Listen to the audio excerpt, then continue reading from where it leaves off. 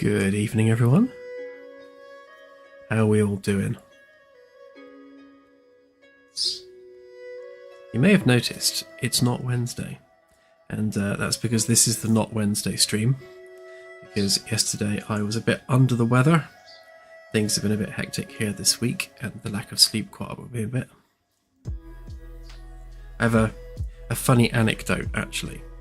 So it all started, well, a few weeks back, actually. Our bathroom has been kind of falling apart, and we've got a rotten joist, and it's rotten to the point where it literally crumbles in your fingers. It's like that rotten. So we've had some plumbers in sorting out the plumbing around it, and a builder in to sort out the floor and replace all of that. So of course we've had no water and no bathroom. So we thought, okay, we live next to a holiday park, so it's only actually £47 a week at the moment at Butlins for like their cheapest chalet. So we thought, oh, that's nice and simple. It's literally around the corner. We'll buy a cheap chalet for the week. We'll use the bathroom there. All is great. So because we got the cheapest one, it doesn't actually have a shower. So yay, that was great. But it's fine, it's got a bath. So we thought, we'll just have a bath instead. But the bath is broke in the chalet.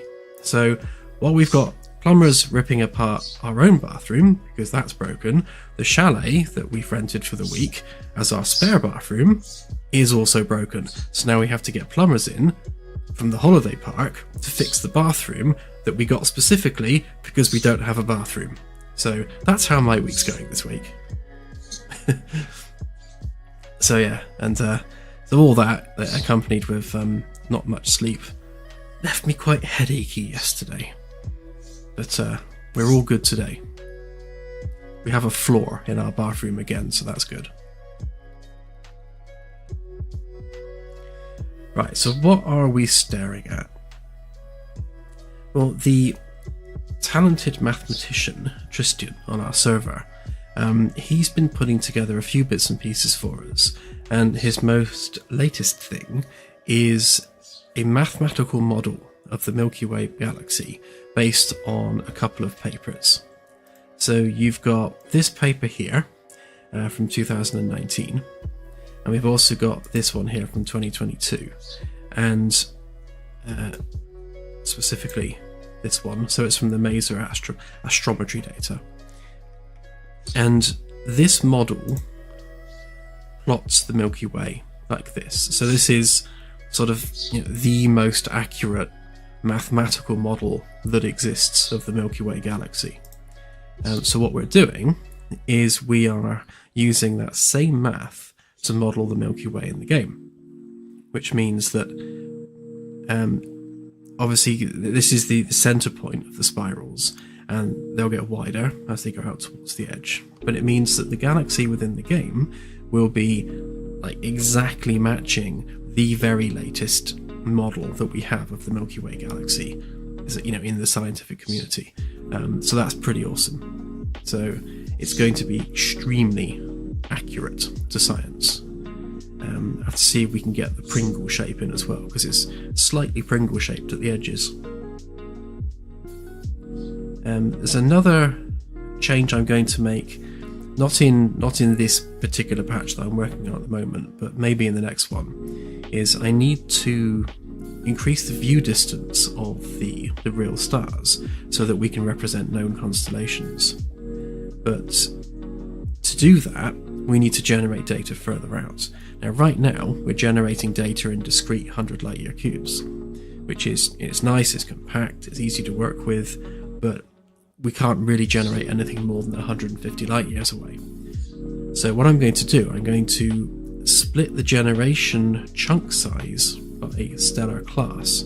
So the bigger, brighter, more apparent magnitude objects in space will have a much greater view distance, probably either 1500 light years or 2500 light years, depending on how many chunks I can generate within the CPU cycle that we're doing it. So that should allow us to then represent all of the known constellations with all of the highest magnitude items, or objects rather, in the sky. but it does mean redoing how we generate sectors. So there's a bit of a jiggle that's going to have to happen with the Galaxy, probably in the next update. That's probably a couple of months away. So taking a step back from all of the math, I've just been doing some nice, calming modelling work, which is what I'm going to be doing this evening as well. So what I'm doing at the moment is I'm just finalising the floor sections of the top of E deck, where it joins C deck. So specifically these floor plates here. Just making sure that the floor plates match where the walls are going, and they've got the right little bits sticking out for things like the bulkhead doors. And in addition to that, I was just sorting out this awkward corner and sort of defining where these two pieces join together. Because what I did have over this side is the join kind of went along with the curvature of the wall. So if we turn on the sheet metal there, you can see that the join kind of runs parallel to the wall pieces, which seem to make logical sense. But over on this side, you can see I've had to make it a much harsher cut because it's a curve. Because we've got this curved section here, it makes more sense kind of structurally to slice it down the middle of the curve, and then we've got two sort of equal sized panels either side there. So I've just been working out where to put all the structural bits.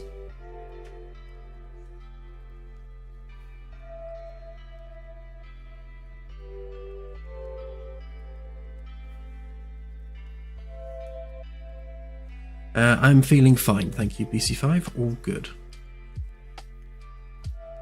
And thank you, Ian. Yes. Nice to be getting back into it. So with regards to recruitment, can you give us a quick rundown on who you have on board at the moment? I can see Tristian about, but is there anyone else right now aside from yourself and Claire? So we've got Tristian and Udai. They're both on our Discord. They're actually volunteering. They're not on a contract, at least not at this point. And Tristian's doing a lot of the math side of things. He's got a talented mathematician, so that's really handy to have someone on board who can do all the deep math, which is way over my head. Maths isn't my strong point, so I always struggle, and it always takes me longer than it does with someone who knows what they're doing. And Udai has been writing some C++ code for extracting data from the likes of the Gaia dataset and the Simbad platform. So with his work extracting all the real-world star data, and Tristian's work on representing the Milky Way galaxy mathematically, combining those two things together, we should have an extremely accurate model of the Milky Way, with all of the real stars in their correct locations and stellar densities matching reality and all that sort of thing. We're currently talking to a concept artist. He actually did some work on Destiny 2, so he's quite talented. I'm probably going to get him to do a pass on the Magellan class, just to see what ideas he comes up with for it that may have escaped me. Obviously, I've just been sort of building it over time and tweaking things and changing things, but it would be nice to have an experienced concept artist do a number on it and see whether or not we can make it look even better than it does, maybe make it pop, especially when it comes to like the finishing touches and the final hull detailing. And if they work well with us and that goes well, then we'll get them to do all of the backer ships as well. So the 13 or so backer vessels, he'll work with them to finalize those designs. And once we've got all that concept art, we can then bring on some probably contract 3D modelers to produce all those ships like in 3D, sort of game ready.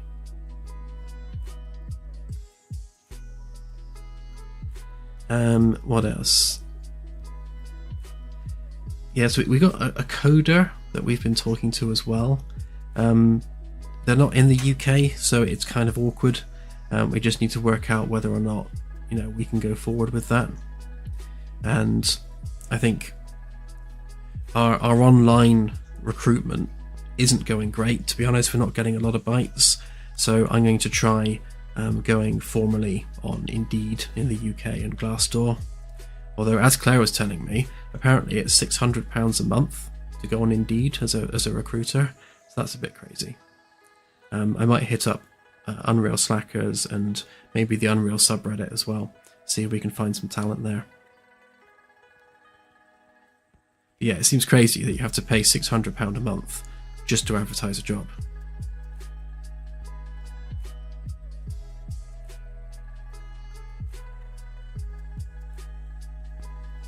Yeah, you need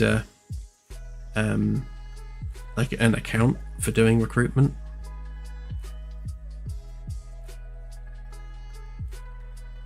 Yeah, I probably used the wrong terminology there, but yeah, in order to advertise a job on Indeed, it costs £600. I think it was Indeed that Claire was talking about. She can confirm.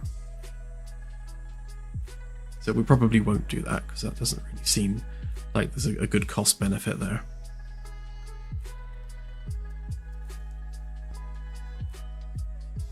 But yeah, so recruitment takes time, finding good people takes time, and finding the right people takes longer.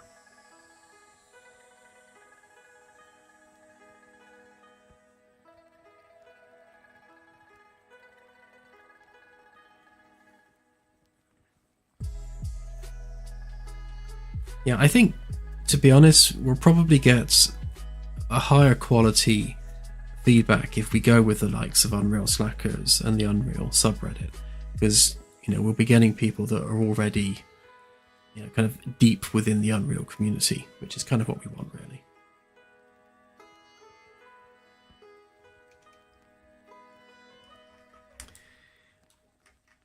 Right, anywho, so what I was doing before the stream was just sorting out these little struts here, these edge supports.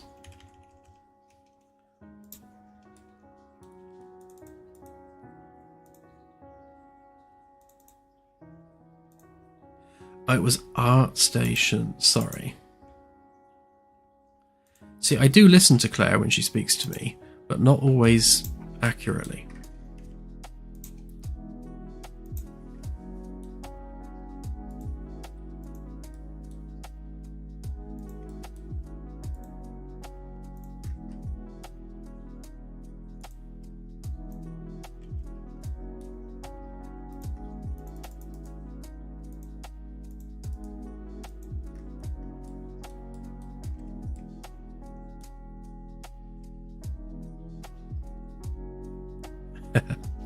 I think the problem with me doing meditation videos is that everyone's just going to fall asleep.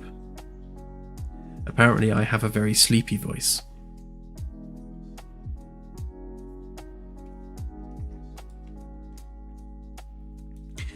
Damien, yes.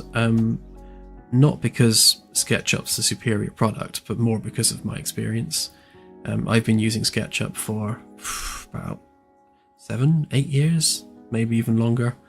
And I've only ever dabbled with Blender, so it's that whole having to stop using the tool that I know and then learn something new, which is going to take longer. So I can just, I'm better off just getting things done quickly in SketchUp. Purely as a hobby. I mean, I wanted to be an architect growing up, and I've done architecture just as a hobby thing, and like ArchViz projects as a hobby. Nothing like formal or commercialized or anything like that.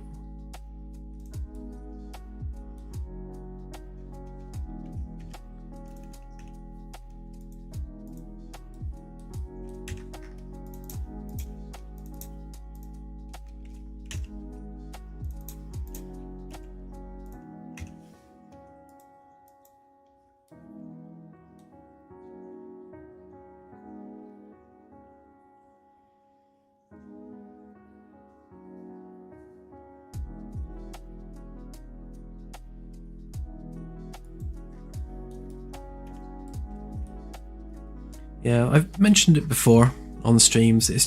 SketchUp's a great tool for getting things built quickly. You can model very quickly with SketchUp. But if you're making something that's game ready, you do need to jump through some extra hoops in another platform to make it game ready. Now, fortunately, Unreal can do a lot of that natively, and that's what I use it for.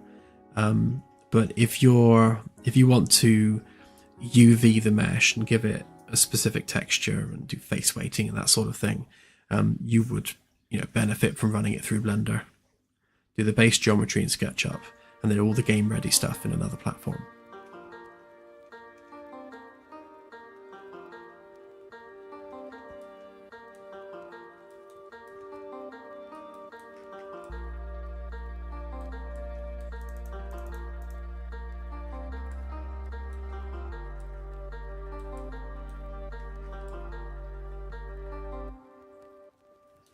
Just had the horrible feeling that I might be editing another mesh somewhere else by mistake, but I don't think I am.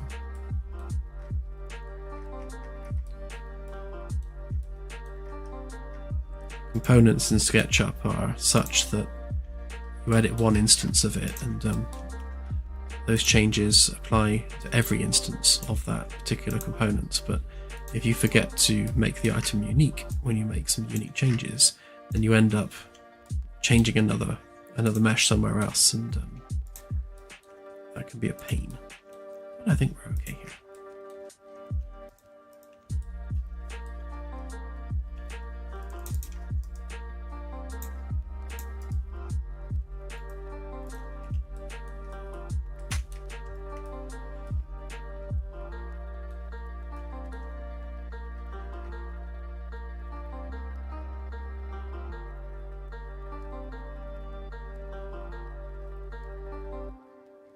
Reverblade, yes, I'm quite keen to get down to E-Deck and start building out the basic rooms there. But before I can do that, I just need to make sure I've got the floor track where it needs to be on C-Deck. And really, I'm just doing a few finishing touches. Like this join here, so that's the cut mark. That's where the two pieces of framework join together. So that piece and that piece get welded down the middle there, which means the actual top section, which looks like this, is the same. So that's also welded across the same point there. So just getting those pieces aligned. And you got some sort of weird bits of metal with this one.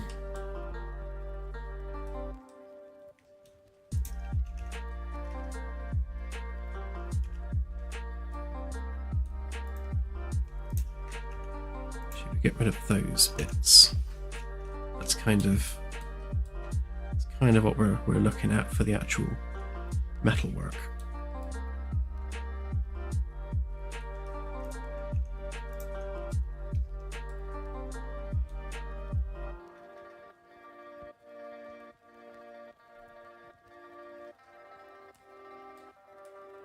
Yeah, I was looking at SolidWorks, and I think one of the biggest issues with SketchUp is it doesn't cope well with big models.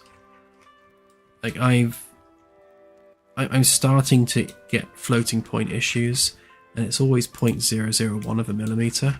So most of these should have fixed. Yeah, so that one's all right. That one's all right. Some of the outer pieces are just slightly off. Oh yeah, like this one. So this mesh here is no different than any of the other meshes of the same type. And yet, vertically, if you take it down to the floor, over here you can see that it's 0.002 off. And this one's 0.002 off. And that one is and that one is bang on, so that's fine.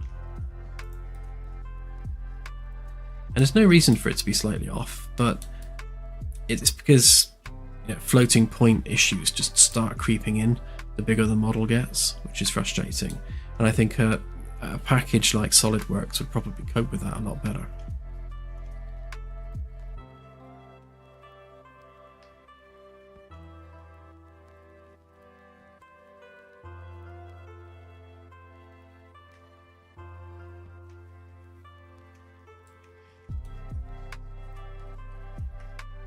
Not sure I follow you, Reaverblade.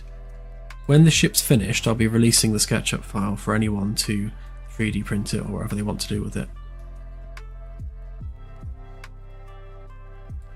People who are designing their own ships and shuttles and things, they'll be working with our concept artist to do the design, and then we'll actually be getting 3D modelers to build the design once it's got some decent concept art.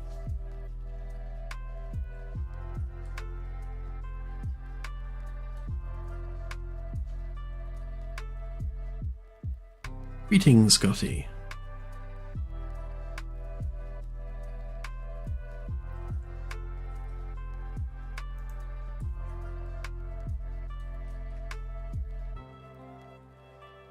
So, talking of people that are actually on the team, Scotty, who's just said hello there, he's been a QA tester with us for many years, back before we even started this particular project.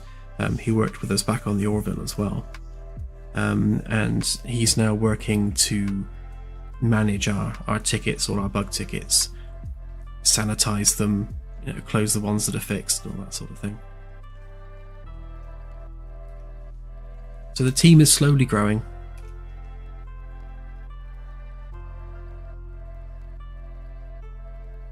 Yeah, this is the Not Wednesday stream.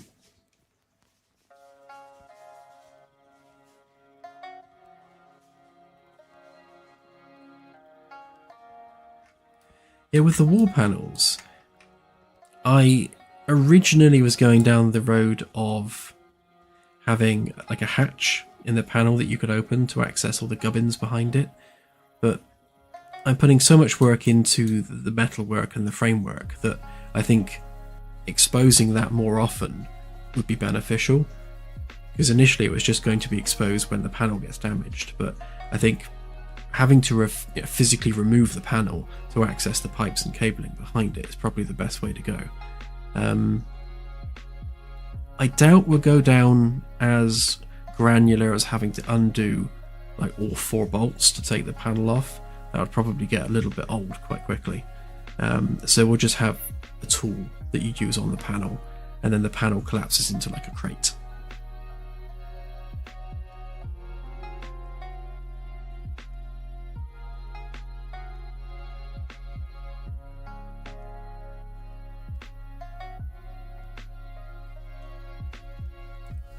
Yeah, I was definitely inspired by My Summer Car.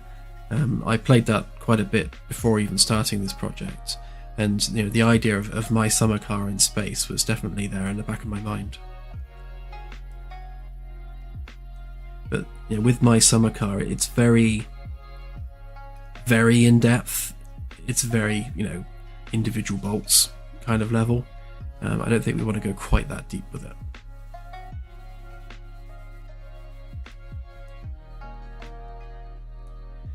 Right, let's see if we can start exporting some of this.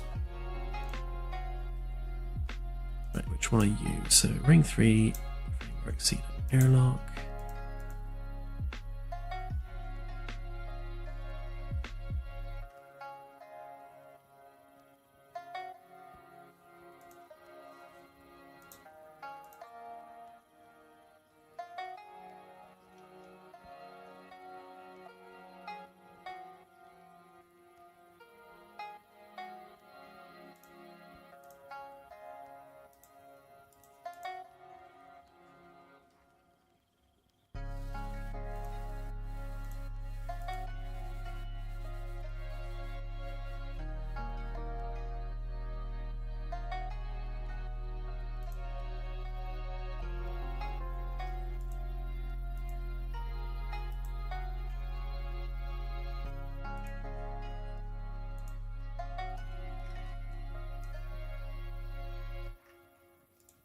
Just need to double check which piece this actually is.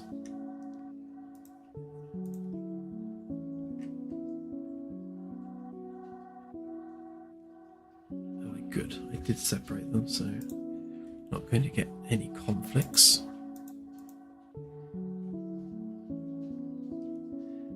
So free C deck, blah, blah, blah.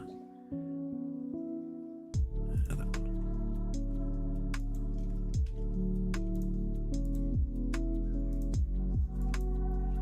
Kind of going through and making sure I put the file name on the instance name, just so that I know which file I'm saving it to.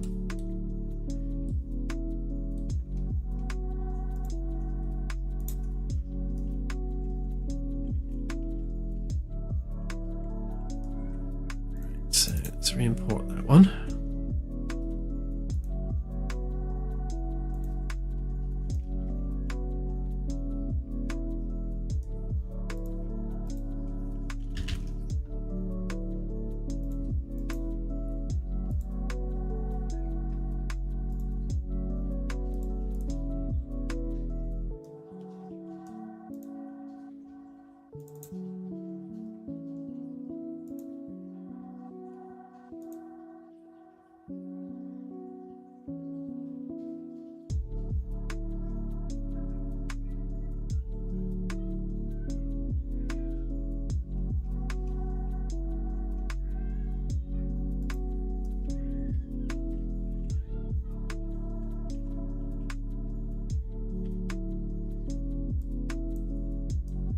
Why is that middle bit missing?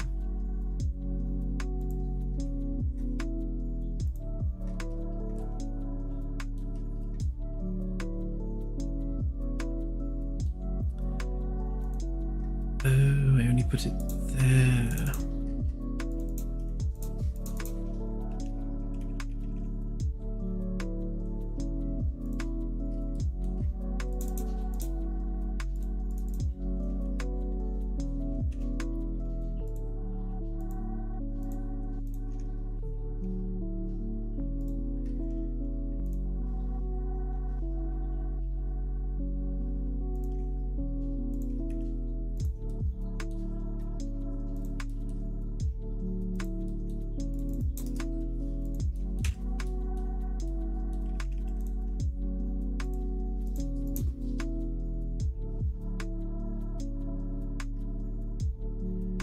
Ring 3 framework C deck top Airlock. Actually, the latest SketchUp update makes exporting so much faster. That would have taken 2 or 3 minutes in the previous version I was using. So that's an improvement.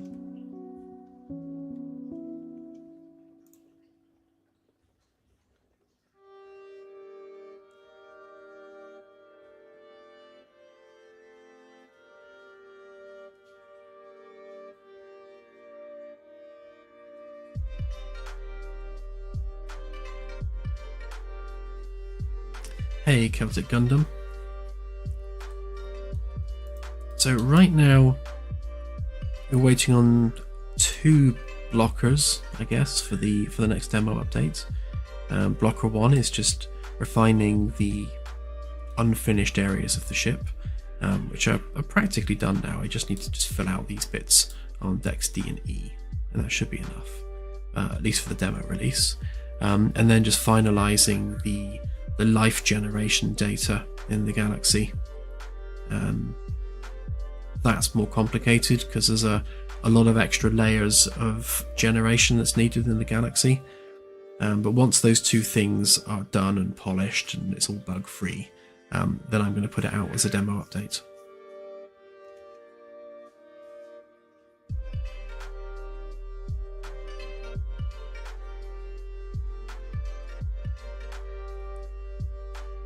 Firsters, yeah, that's one of the issues that need fixing at the moment. So the issue we've got there is that the algorithms we're using to convert galactic kind of latitude and longitude to our Cartesian coordinates used by the game, depending on which settings we're using, it's putting Sol in a slightly different place. It's only like a couple of light years difference relative to Sat J, but it is slightly different, which means every time we pull the data again, I have to go in and manually fix everything. So it will get to the point where we've refined it enough that it stays where it is. But yeah, that's why it keeps changing, and that's why, you know, when you're in the Sol system and you target, say, Mars, it says it's 1.2 or 1.41 light years away, because that's where it thinks it is. There's a few issues with that data, actually. Like, for some reason it keeps not exporting Wolf 359. I'm not quite sure why, because it's using some of the names stored against the star, and if those names exist in the data, then it will include that star. So it kind of doesn't include any of it. It doesn't have any identifier in the data. But Wolf 359 obviously has the Wolf reference, 359, and also a GJ reference, I think, as well. I think it's even got a HIP number as well. So it has plenty of data points, and yet the script is still ignoring it, and I need to work out why that is. But there's a few that are coming up like that, and even though we're ignoring blank ones, we're still getting some with no name appearing in the data. But you know, all that will be refined and polished for the demo release.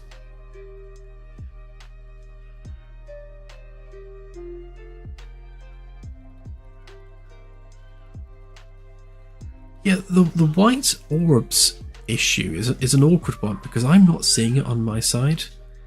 If I kind of, you know, whiz around the galaxy and flying between stars, I'm not getting the issue with the white orbs. So it's one of those things where, to fix the problem, you need to first reproduce the problem, and while I can't reproduce it, I can't fix it. So that's a bit of an awkward one. I need to find a set of circumstances that guarantee the bug to occur, and once I discover what those circumstances are, then I can fix the bug. But yeah, it's not happening for me personally, so that's an awkward one.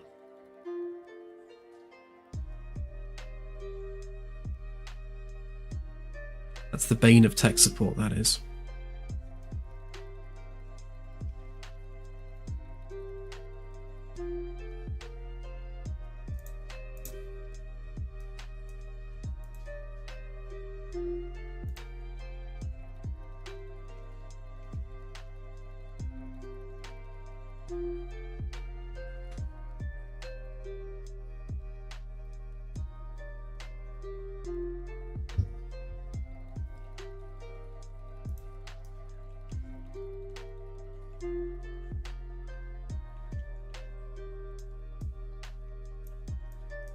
It's missing that section as well, so let's work out where that is.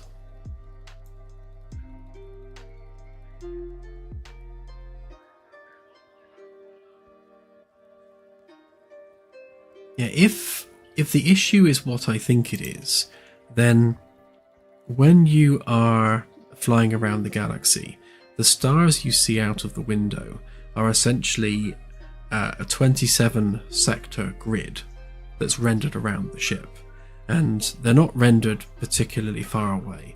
It's something like the diameter of Earth in terms of how big it is. So it's not a huge star field. So as you fly away from an object, the little sphere that represents the star gets bigger, so it's always the same size on screen. And then the size of that little sphere is always scaling by the distance to the ship. So as you get towards the sphere, it gets smaller and smaller and smaller. And when you're half a light year away from the star system, you're practically on top of the little sphere, which means it's kind of jiggling around a bit because of floating point errors. But if the little jiggly sphere, so you've got a sphere on your screen and it's wobbling about all over the place, if it's really big on screen, it means that the code which is scaling it down on distance isn't working in that particular instance. And if that is the case, and if that's what's happening, then I need to kind of scratch my head a bit and work out why that's happening.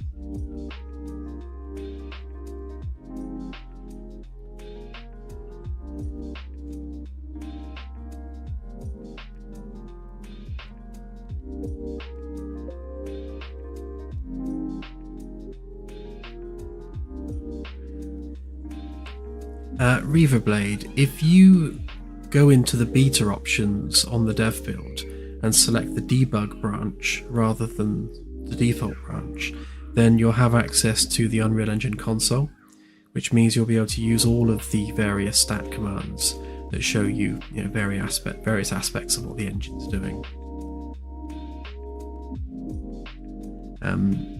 If you Google Unreal Engine stat commands, you'll find a huge list of all the different things you can do. You can also do profiler dumps as well, but of course you'll need Unreal Engine installed to view them.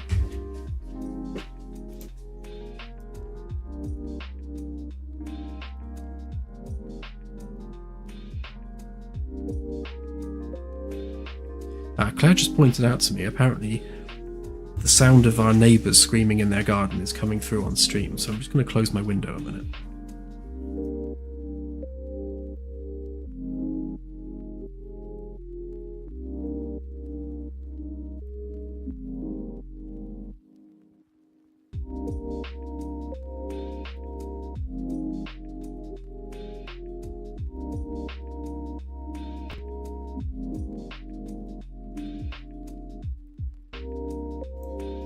There we go. Window's closed. It should be quieter now.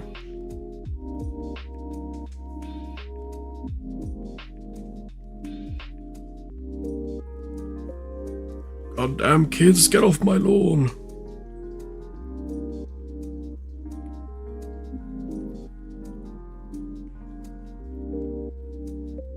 To be fair, our neighbours' kids are particularly noisy. They're real screamers.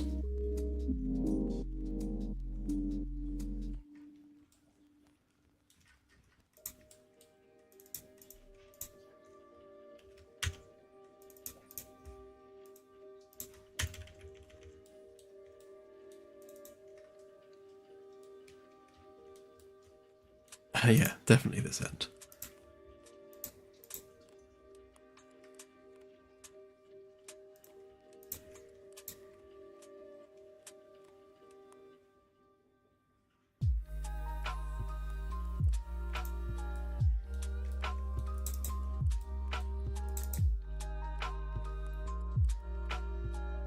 Claire was actually panicking on the last stream because apparently the sound of her eating with her knife and fork was coming through on stream from the next room.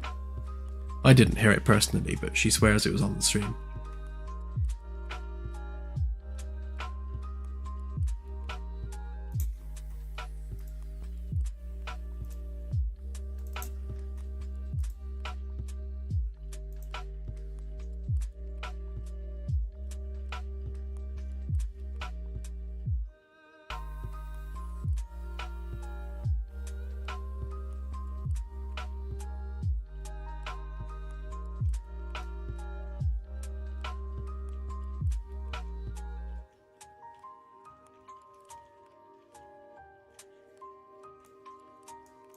Yeah, that bit needs cutting off as well.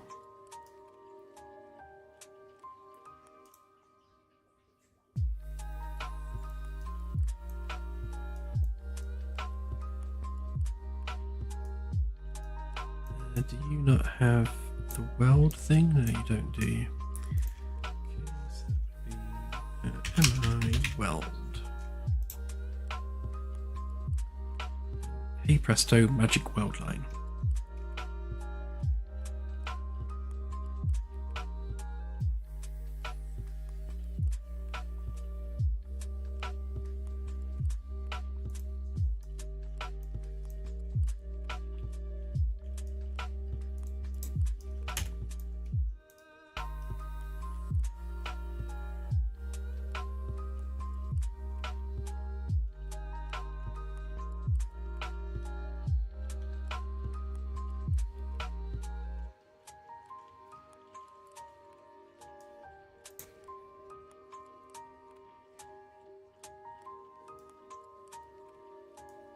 So it looks like the original one of those is that one. So that's the one we're exporting.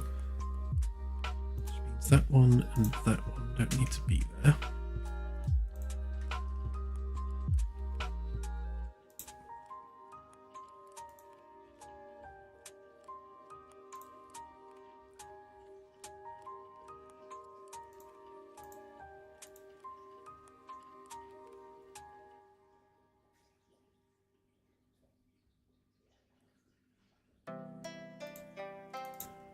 yeah, the ship will have energy shields, which, if you've ever watched Stargate SG-1, they'll function very similar to the Goa'uld personal shields, in that objects can move through them slowly, but they're a bit like non-Newtonian fluids, so the harder you hit it, the harder they are.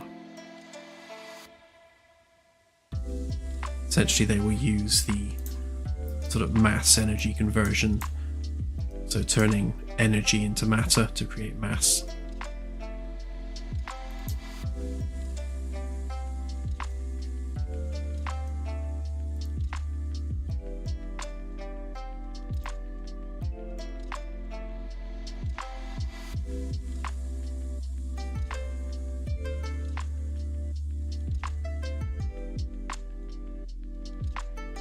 Yeah, it's funny, I sometimes just leave this music on like after the stream, so I'll continue working later into the evening and just chill. And other times, like before the stream, I'll be listening to Avatar, which are my favourite Swedish metal band.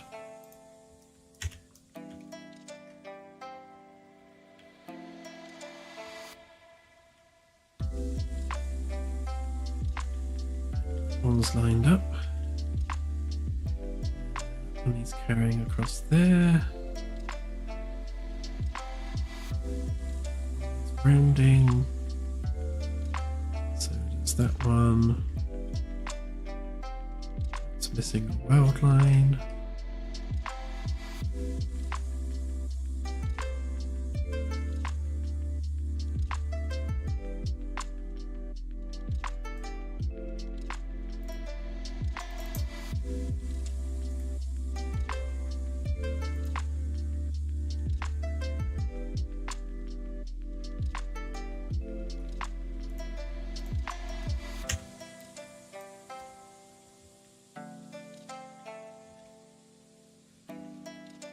Right, so that's ready for hole cutting and insulation material.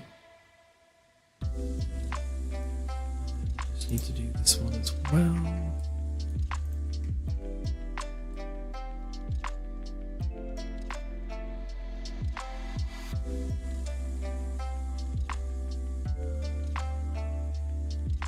Yeah, F-Deck is going to get redone, but not for the next update. If I just turn on the stuff.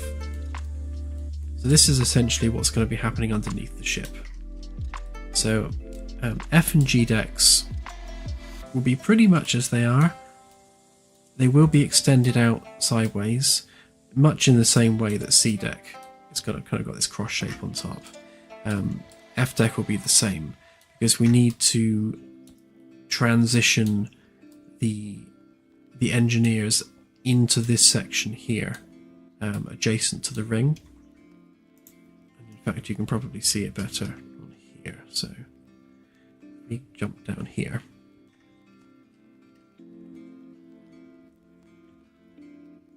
So this side is going to be a crew corridor, and that's going to end, I guess, sort of double this distance, so around about here will be where the crew corridor ends, and that runs practically adjacent to this wall here. So that won't be particularly thick, which means underneath we need F deck to straddle this gap.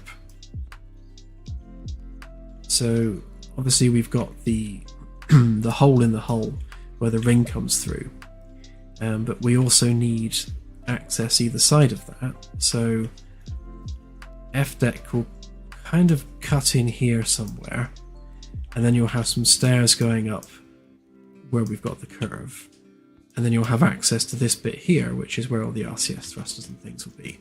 So this will be the forward engineering access to those areas. And those areas, even though they're adjacent to D and E decks, won't be accessible from D and E decks. You'll only be able to get to them via F deck through the maintenance tunnels, which are going to pop out here. But then you also need to be able to go through here, so this hole kind of needs to extend down a bit more. And then again, you'll pop through up this side, up the steps, and similar deal, you'll have essentially just maintenance access behind all the deck area, around the RCS hardware, and at the back of the ship here, you'll have access into the engine pylons. So you'll have kind of a hole cut through here and some steps going up, and that'll take you to the engine pylons at the back of the ship. And again, all of that sort of behind the scenes areas won't be accessible by normal means from the crew. So all of the crew areas on this side, there'll be no access panels or access ways at all. It's all going to be via F deck and G deck. And you'll also have the vertical struts going down into the ring itself, and that's going to house all of the ring capacitors. So all of the FTL hardware essentially is going to connect directly underneath the reactor all the way down. So all of the ring power comes from this, which is what this is.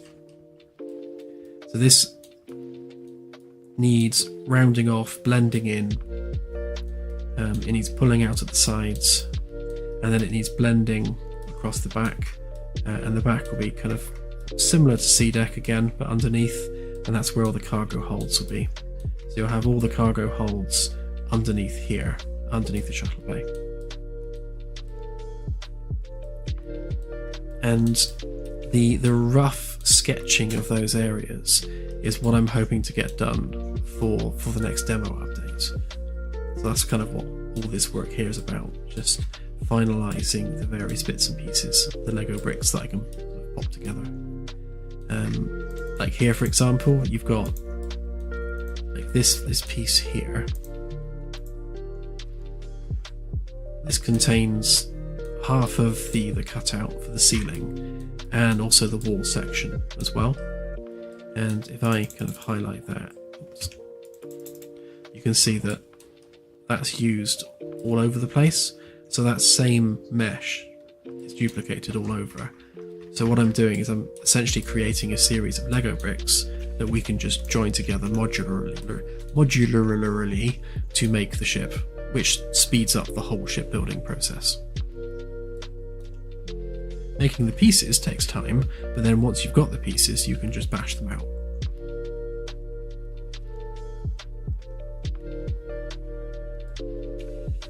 Yeah, these two rooms here, if I turn off the ceiling. So these are actually airlocks. So you'll have the airlock hardware here and here. Equipment rooms either side for things like gas tanks and capacitors for the shield, which will extend over the little landing pad that will be there. So you'll have, again, if I go to the actual in-game version, so good angle on it. So you're going to have 4 landing pads at the front of the ship. So one there, and again on the other side, one there. So you'll have airlocks here and here, and you'll have an energy shield which kind of extends out over the landing pad, so a shuttle can land there. Essentially, that's designed for anything which can land that won't fit in the shuttle bay at the back. So if there's an alien shuttle which is just too big to go in the shuttle bay, then they can land it on top of the hull there, and the shield will extend over it so that they can, get out and stroll in through the airlock.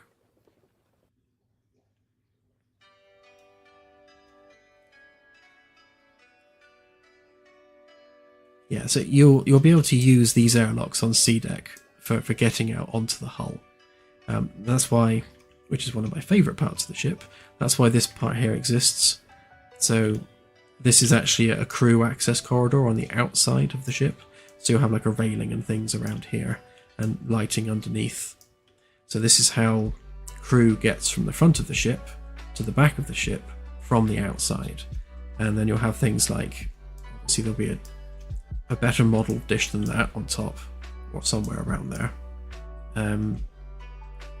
It does actually have steps going up too, but there'll be like a gantry at the side to enable you to climb up and access the hardware. Same with the weapons placements, which will be kind of here-ish. You'll need to actually EVA out onto the outer hull to fix them if they're broken, and the various sensors and things which will probably be housed in here. So there'll be lots of stuff on the outside of the ship which you have to repair from the outside of the ship.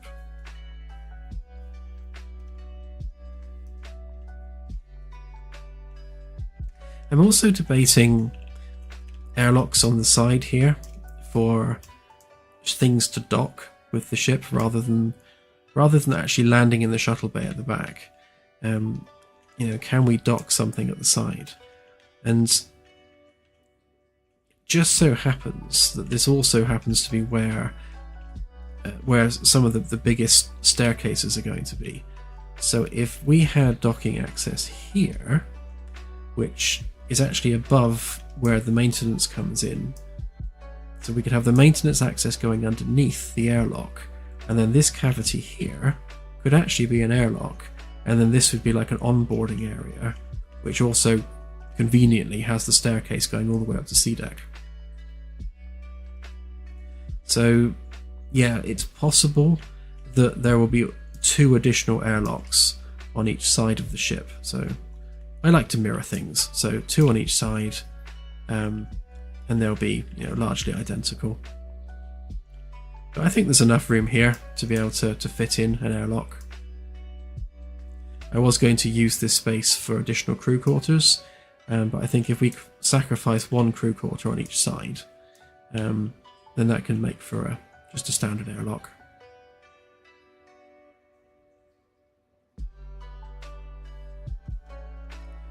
Yeah, and if we do include that, which I probably will, that means we've got 4 traditional airlocks, we've got 4 actual landing pads on top of the ship because it's a big ship, and then a proper flight deck at the back as well.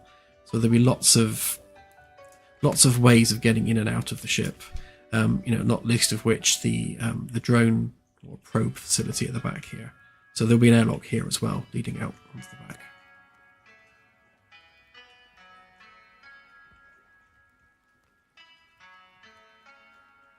Claire tells me I'm not allowed to make an MMO.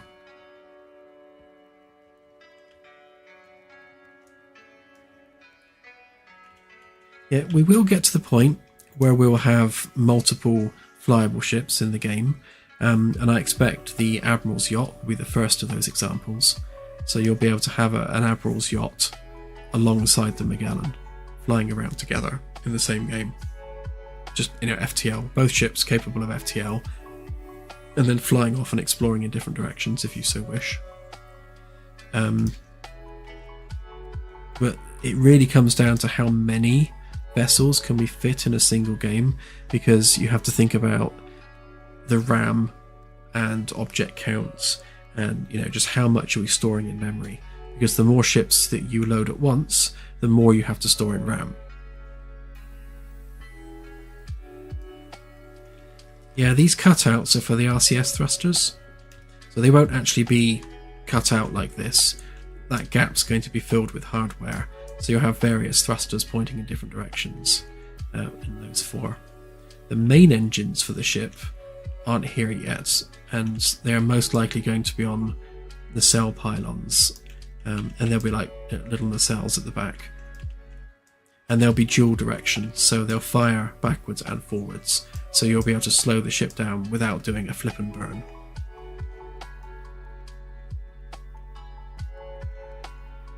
So if you put it on full reverse, then your engine pods are firing forwards, and they'll fire kind of in this space here, which will be cool because especially if we put bridge wings on, you'll be able to look out the window and actually see the engines firing, which will be quite cool. And you can already see the RCS mounts from here as well quite easily, so you'll see the RCS thrusters firing from the bridge, which is going to be quite cool. I like to see hardware actually doing its job.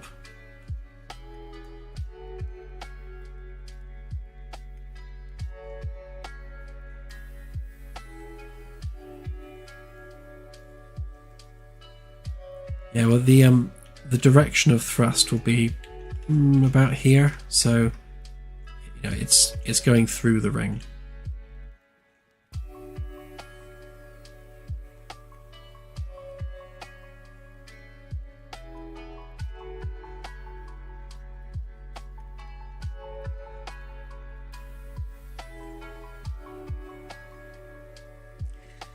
Tonight I am working on extending down into D-Deck because I want to start just roughing out the rooms, and in order to do that I need to convert this rough template here into the more kind of specific template that we've got for C-Deck. So all this template detail we've got here, I need to start doing down here for D-Deck. Fortunately, a whole bunch of this can literally be copy pasted straight down, so I won't need to do like all the middle bit again, which is nice. And all these straight pieces are exactly the same measurements, so like these bits here are going to be copy pasted straight down. And yeah, actually going back to the whole airlock thing, so this is what I meant when I said I'd reserve the space for crew quarters. I could squeeze in 3 extra quarters there on each side, which gives us 24 additional crew quarters across 2 decks. But I can sacrifice these 2 either side, and then there's more than enough room then to create an airlock.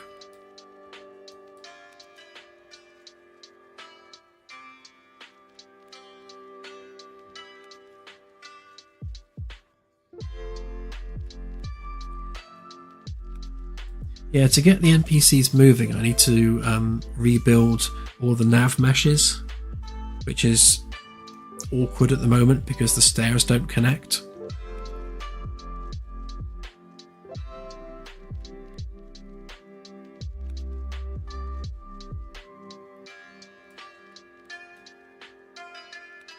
Plus the NPCs can't sit yet, they don't know how.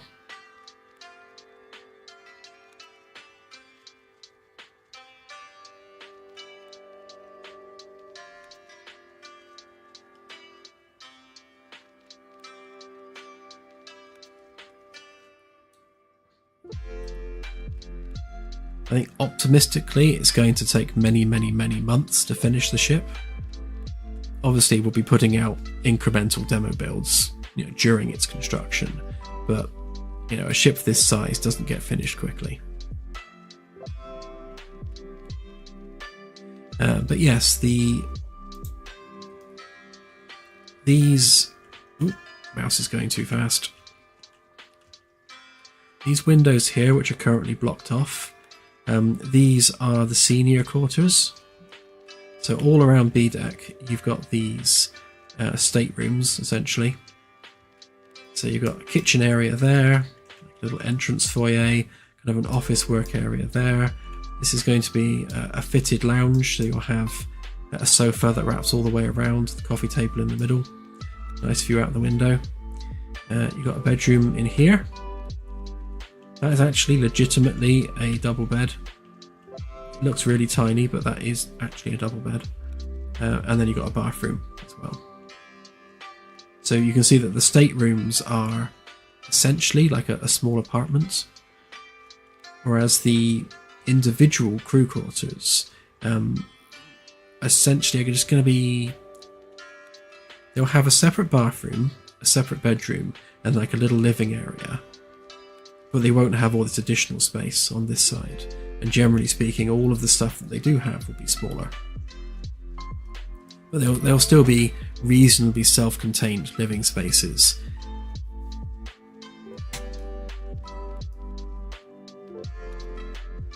Yes, you will be able to cook. Chef will be one of the roles in the game. Obviously we need to build that gameplay, but it will be one of the roles.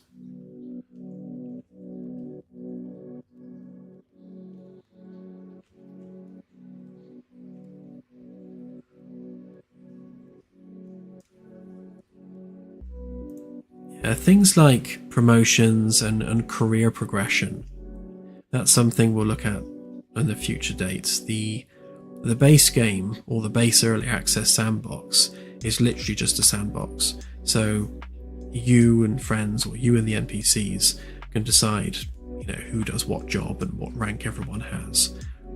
We'll look at actual career progression when we do the single player campaign, because that sort of thing fits better in single player, where it's all about you, as the hero of the story, and your career, with the UN space fleet.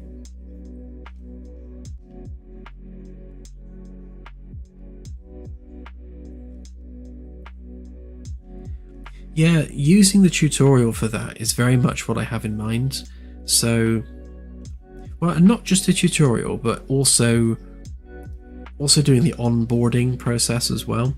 So when you start a brand new game, I want all of the players, if it's in multiplayer, to not be on the ship when it's initially started. So you actually have to go through the process of transitioning from the orbital station that you're docked at and actually board the ship and, you know, turn things on and get things started up. I think that's going to be a really kind of deep and immersive experience to do it that way. You're not just appearing randomly on the ship, you're actually having to get on it from outside. Especially if you do it via a shuttle as well, so you can do a bit of a fly around first.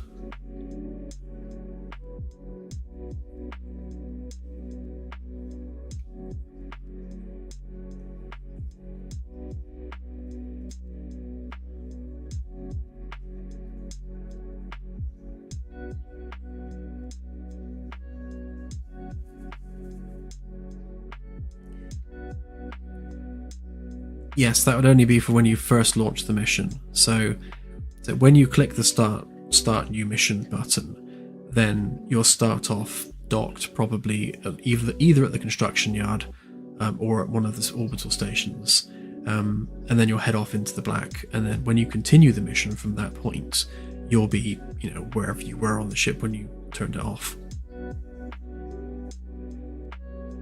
It's just nice to have that initial experience when you start a new mission of, you know, getting on the ship, being assigned your crew quarters. And I love the idea of, you know, disembarking from a shuttle, walking up to an information desk where an NPC is sat there, and they literally give you your quarters assignment, and then you have to kind of wander off with your pass and find your quarters and kind of enter your quarters for the first time and put your bags down. You know, that whole onboarding thing.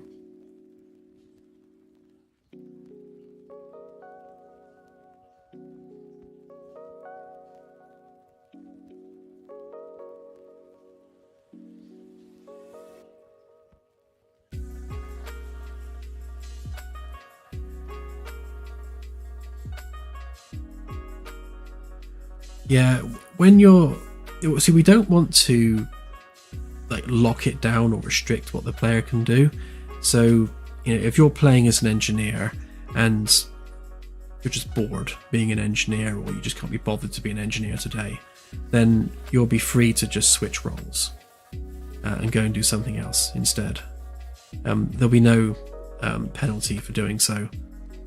The only thing we do want to do is we want to do an experience-based system where if you've never performed that role before, you are capable of performing the role, but at a basic level. So you can do your job and that's it. You know, you're not doing it particularly well, but you are doing it. If you always play the same role, then passively in the background, you'll be earning XP for doing that role, which means you'll naturally get better at doing that role just through repetition of doing it. You know, we don't want to make it a gameplay mechanic as such, more just a reward for dedicating yourself to a specific role. So, you know, if you spent many hours playing as an engineer, then if you join a game, then you're a valued engineer in that game because you've got hours of experience being an engineer. Whereas someone who's never played as an engineer before won't be doing as good as a job as you are. And that'll be things like, you know, how quickly you repair something, how much you repair something, so how much health you can restore, you know, how much damage you do to something when repairing it, you know, how much do you reduce the quality of that item. So it's just little bits and pieces here and there, just to make an experienced engineer more worthwhile than a newbie engineer.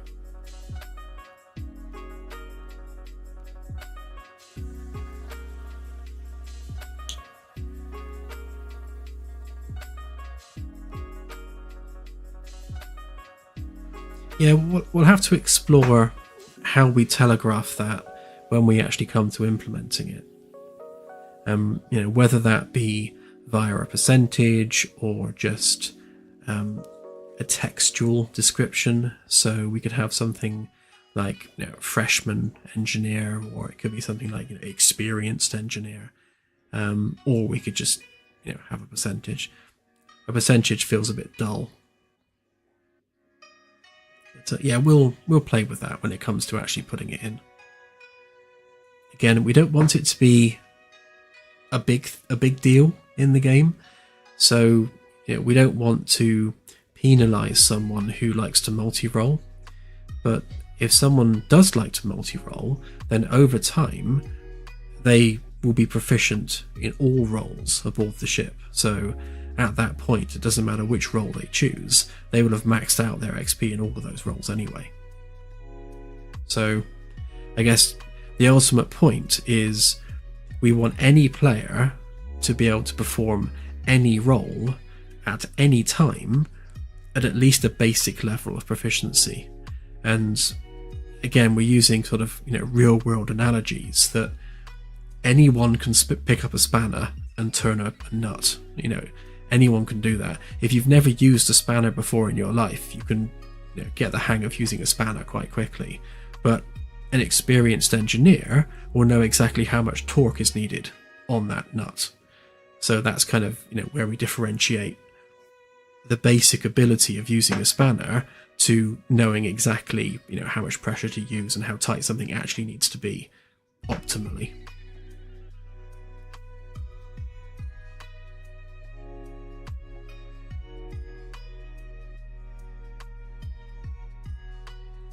So yeah, in terms of changing your rank and that sort of thing, for the most part, the role that you are on the ship will determine your rank. So if you're playing as an engineer, then you're not going to be the captain because you're just one of the engineers. If you're the chief engineer, then you could be like a lieutenant commander or something because you are a department head. So the role that you're playing will determine what rank you can choose, and that's already in the demo actually. If you have a look, as you go through and choose different roles, then different ranks are available to you. And in the sandbox, again, you'll just be able to choose that as desired.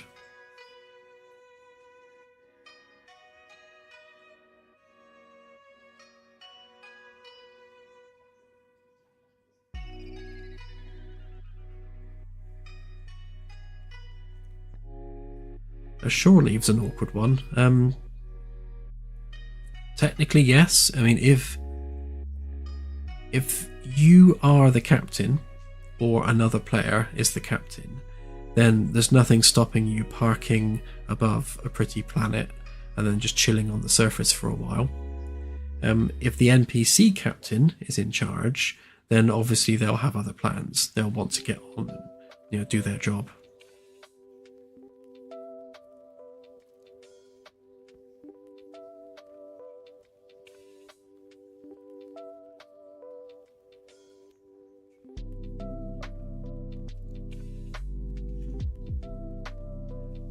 Yeah, we've still yet to properly deep dive on how the NPC captains are going to be managed. At a basic level, they will have a priority tree, and the way I will create that priority tree is pretty much in every scenario thinking, what would I do? Based on the standing orders of the ship, what is the most appropriate course of action in that situation? And that will be how the NPC captains behave. So it's not going to be groundbreaking AI, it's just going to be a simple list of priorities. If the ship is under attack, then you deal with the attack-based priority tree. If the ship is running out of fuel, then you switch to the I need to refuel the ship somewhere priority tree. It's going to kind of be very much tree-based.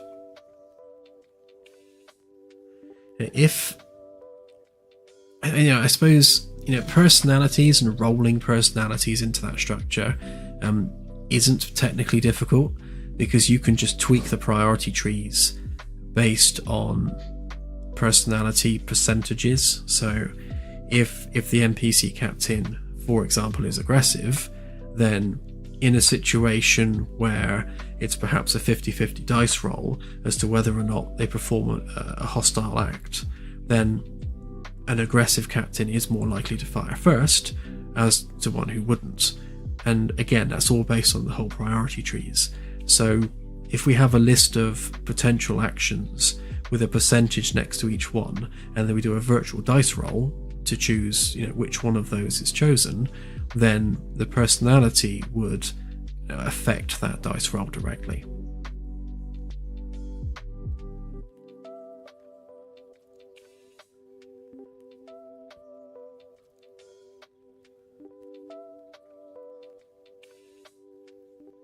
Yeah, Firstus, that's one of the challenges. It's once you have players or indeed NPCs no longer on the ship, how is that going to be treated when the NPCs are the ones in command deciding what to do? And I think we're just going to have to make it that if the player is off of the ship, then the ship itself goes into a holding pattern.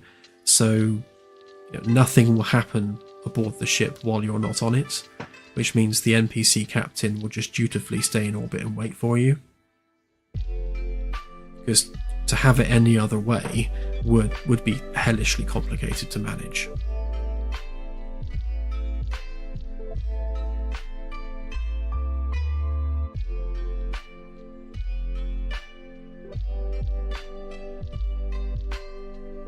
Yeah, there's definitely a second in command. So the XO is the first officer, and they will have equal control over everything as the captain. The command role is assigned to both the captain and the XO, and it's the command role that gives you access to all the the hiring and firing and all the ordering people around. So either as an NPC or as a player, if you're the XO, you have equal power to the captain, although the captain does remain have the final say.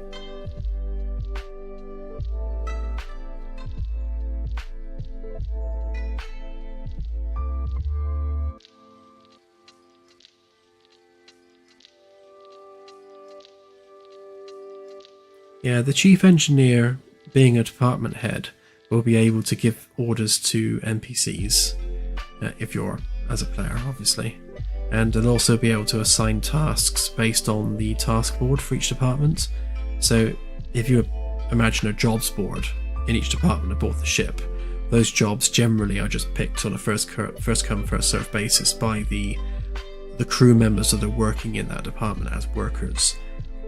The only difference between the workers and the department head is that the department head can specifically assign tasks, whereas all of the other workers cannot.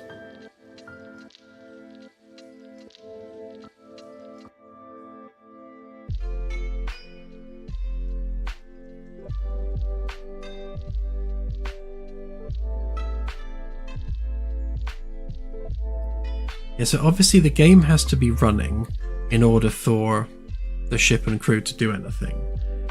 But what we want to be able to achieve is to have it so if, as the player, you just want to play as a chef, so you just want to sit in the kitchen making food, serving the crew members, and that's what you want to do all day, then obviously you have no input on what the ship's doing other than that. So we want the NPC crew to be able to completely manage the ship. So the NPC captain will be deciding where to go and what to do, and then all of the other departments will be autonomous based on what the current mission structure is. So again, there'll be a priority tree. Priority number 1 is always going to be to explore a new location. So the captain, the NPC captain, will ask the sensor station to pull up the list of nearby stars. The NPC captain will then pick one to go and explore, and then order the helm to take the ship to that location. And then depending on what happens when you get there, will trigger one of many different priority trees as to what the captain orders next. And whether it's the player ordering the NPCs or the captain ordering the NPCs, it works the same way. And there is no difference between the player doing it or an NPC doing it. other than the fact that the NPC is working from a strict list of priorities.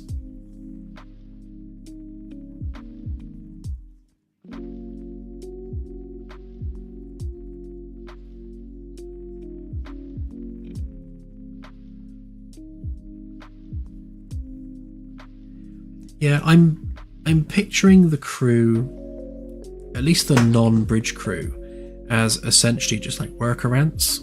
So they're a finite resource which are available to complete tasks. So as required at the time by the ship, tasks will be generated per department depending on what that department needs, and then the pool of NPCs which are on duty will pick up those tasks and go and wander off and do whatever needs to be done. So they'll be working alongside the player, who will also be picking up tasks and going off and doing them. The only difference between the NPCs and the player is the player will have the option to not bother doing tasks if they don't want to. So we're not going to force the player to complete tasks within their department. Although, if a player is the chief of that department, they will be able to assign tasks to other players. And whilst that player has that task, it means that none of the NPCs are going to be doing it. So if it's a critical task, then you kind of need to make sure that that player does the job that they've been assigned. But yeah, generally speaking, the NPCs should manage the departments on the ship quite effectively on their own. If through misadventure you start losing NPCs and all of a sudden your department is down to like one NPC, then they're not going to have the time to get all the tasks done that need to be completed, in which case, as the player, you need to start picking up the slack and also doing tasks alongside them.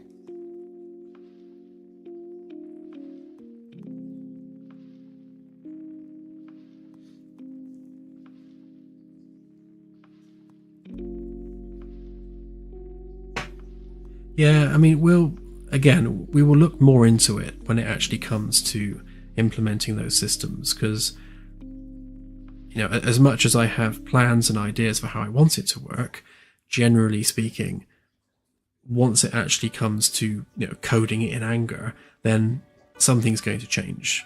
There's going to be some system which needs tweaking, some method doesn't work as we planned it, and it needs to be tweaked and done differently. So this is just broad strokes what we're planning.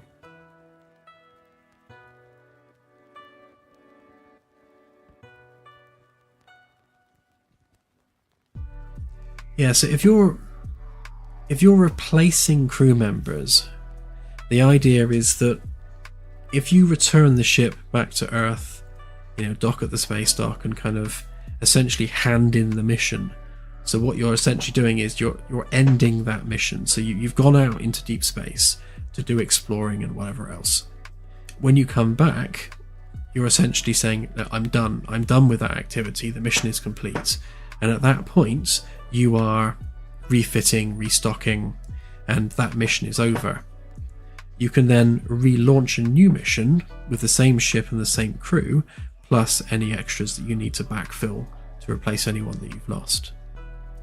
But then that would be a new mission. And I mentioned it on the last stream, but I really like how with I've forgotten the name of the game now, Frostpunk.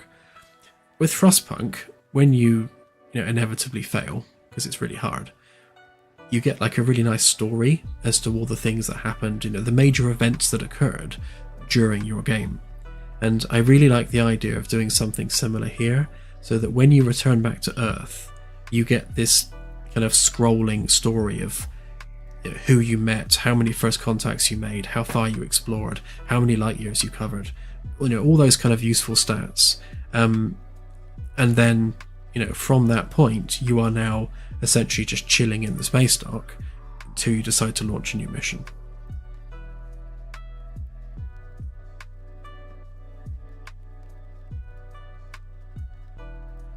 Yeah, a bit like a debrief. And the same will be true if you hit a game over scenario as well. So, if your ship is destroyed and lost, then you'll get that same scrolling text story of what occurred, except in that scenario it would end with all contact with the ship was lost on so and so date. It remains unclear as to what happened. Something like that, something kind of really sad.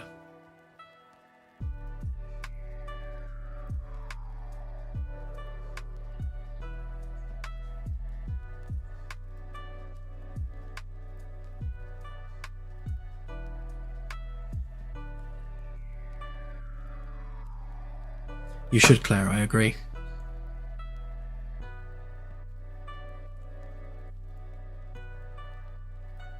Yeah, we do want the space docks to be explorable environments, and in the future I'd like to remove the main menu aspect of starting a new mission and actually have all that take place within the game world. So rather than just starting a new mission from a generic 2D menu, you actually do that from within the space dock environment. You actually walk around and physically use terminals to start missions and things. Like when you're selecting which ship to use once we have many ships, it would be nice to actually see them all parked outside, and you physically board which one you want to go and explore with.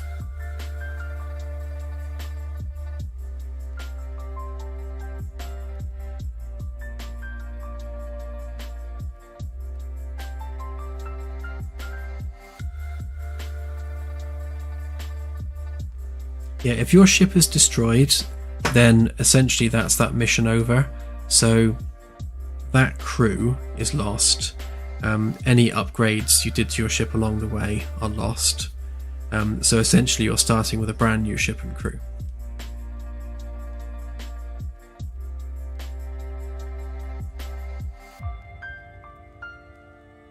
We will have incremental saves, by the way, so it's not going to be, if we don't want to get to the point where someone has spent like 2 years upgrading everything on their ship, where they've replaced every single wire with a really high-end, high conductivity like superconductor, only to lose it because they lost their internet for a day. So we'll have incremental saves, so you can always roll back to a previous save.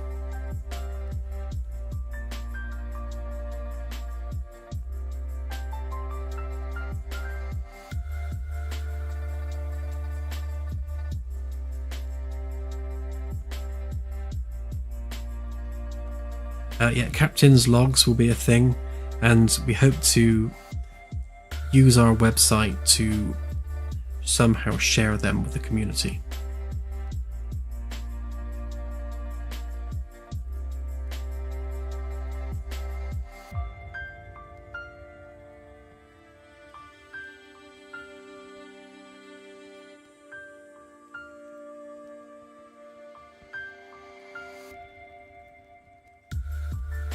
Do you plan on developing the Starship Shipping Simulator? Yeah, that's DLC 3. There'll be lots of shipping in that. You'll be running your own shipping company.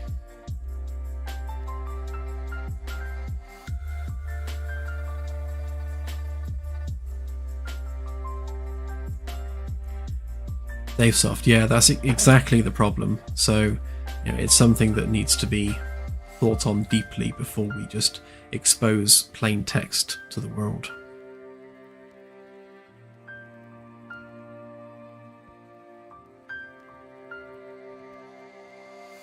I imagine we'll probably do it in terms of the way that Elite does it with like their roleplay communities.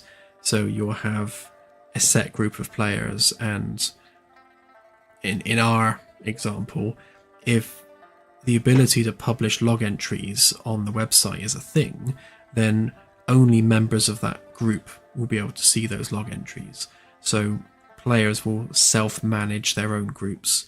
So if you have a group of players who are writing obscene things in log entries, then those log entries are only visible to that group of players, and it's not polluting the rest of the community.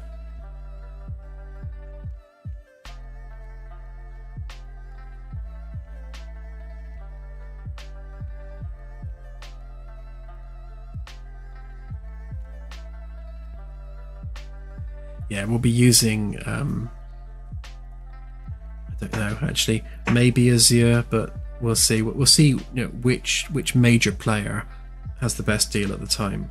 I certainly don't want to be hosting anything anywhere that's not, like top of the range. So it's going to be a Google service, a Microsoft service, an Amazon service. It's going to be one of the big three.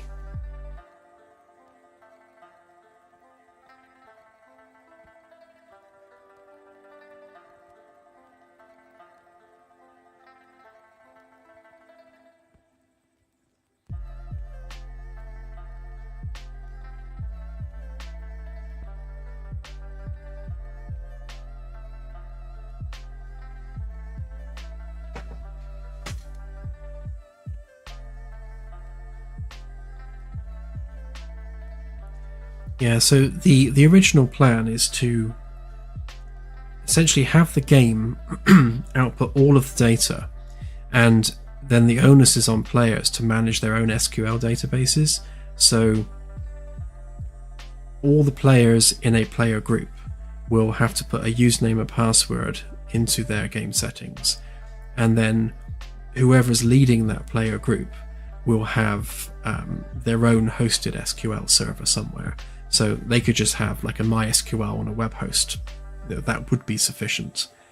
And then the game will simply output all the data to that web host, and that is isolated to that group of players. It's their server, it's their web host, it's their data, and we don't need to care about it at all. So I imagine you'll have roleplay groups and large like PvE groups and explorer groups and things. They'll probably have their own servers with their own data structure that we don't need to even think about. All we need to do is make sure that the game is outputting the right data and allows members of their group to see all that data in their games.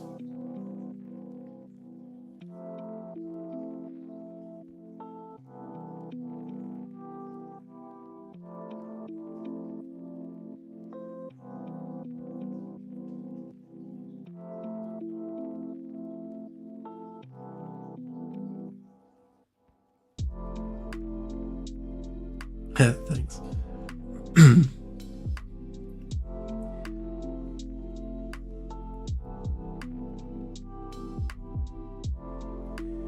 Yeah, so it's not really a roguelite as such, because the game centers around the vessel that you've decided to dedicate your time to. So if you start a brand new game and you pick the Magellan class, for example, then that ship that you've registered and given a name to, that ship is a character in its own right. So all the upgrades and things that you do to that ship remain consistent to that ship. You could start a new game with another ship and run the two side by side in two separate save games, but essentially that ship is your character. And when every time you return home to Earth to restock and replenish, you're still maintaining that same ship, and any upgrades you made to that ship persist into the next mission that you conduct. So it's not really like a roguelike where you're constantly upgrading ships and things. The third DLC that we have planned, we want that to be where you're running your own shipping company, where you start off with a non-FTL tiny little cargo ship, and then work your way up to massive FTL capable cargo vessels. And we hope there are going to be dozens, if not multiple dozens of different ships in that particular expansion, so you can have that constantly upgrading ships experience, with all the currency and the economy and all that goes with it.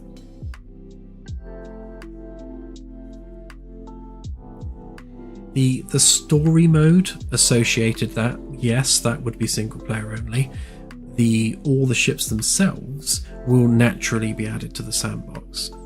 So the way that we have the expansions planned is that once you have bought the expansion, you'll have access to all of the ships in the expansion in the sandbox. They'll just immediately be unlocked. And only the owner of the DLC needs to... Sorry, better way of putting that. If only the owner of the DLC needs to own the ships to be able to start a multiplayer game on that ship, anyone who doesn't own the DLC can still join them. If that makes sense. I explained that really badly.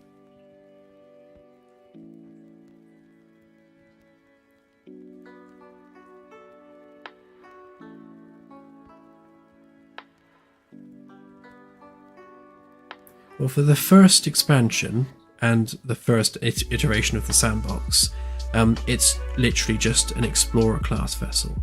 So this one's a test vessel, which is an explorer class, and the next one will be like the proper polished version of an explorer class.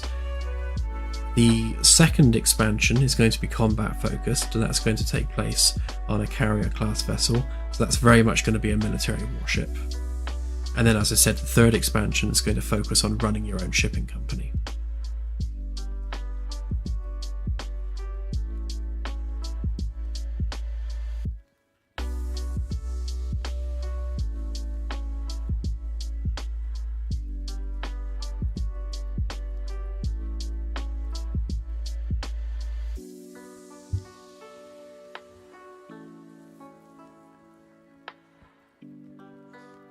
Yeah, when it comes to, hackers and crackers and all that sort of thing, it doesn't matter how good your copy protection is, it's going to get cracked eventually.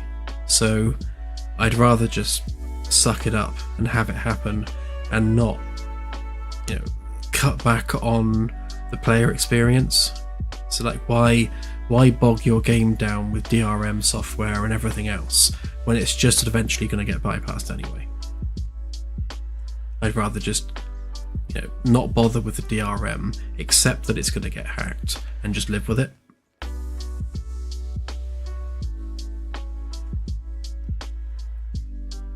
I guess we're relying on the community that love the game to support the game and actually buy copies of what they want to play, because that's how the game grows and more content is added.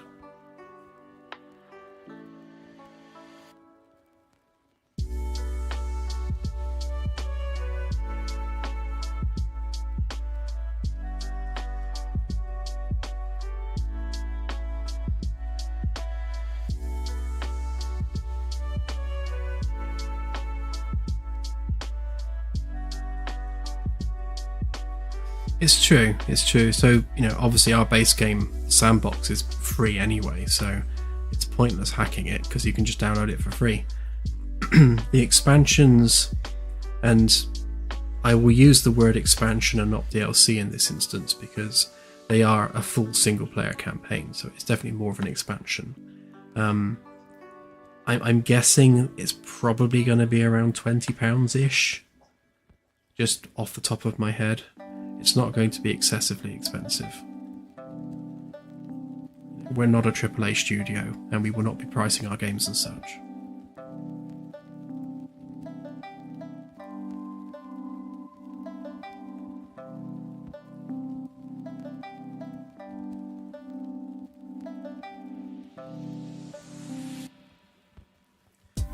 What I love is games which do anti-cheat and anti-piracy in a way that isn't immediately obvious. Like Settlers is my favourite version of that, where if you pirate the original Settlers from like many years ago on the Amiga even, then when you try and when you try and get pigs you get iron, or you try and mine iron you get pigs, something like that.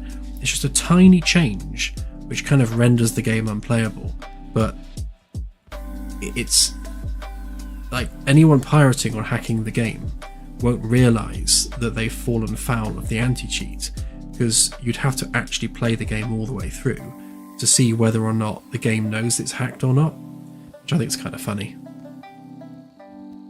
So, I'd like to do something similar where if the game realises that it's a hacked copy, then it will do something really subtle that is really annoying for people playing it.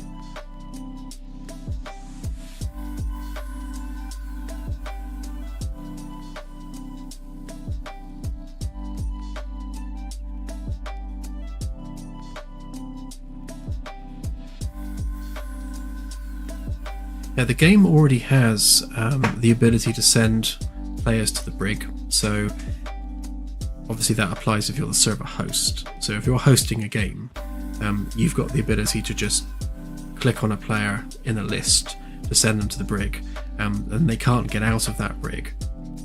And even if they leave the game and come back, they'll still be in your brig, because their Steam ID will be saved locally on your machine. And whenever you host a game, even if you host a game 6 months into the future, because that Steam ID is still in a text file, if that player tries joining you, they'll immediately appear in the brig.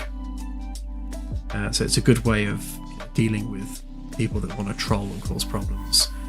You can also kick and mute as well. And of course you can just password protect your server if you just want to play with friends. To be honest, that's probably the most you can do in a multiplayer environment. Kick, mute, ban, passwords. Beyond that, there's not a lot else you can do. We'll be adding 4-digit codes to a lot of the engineering functions. So like you've got the 4-digit code on doors when you lock the door, we'll have an engineering code which the host of the game can specify. So you can't do things like turn off the reactor without entering the 4-digit code, which will just, again, help with people messing with systems that shouldn't be there.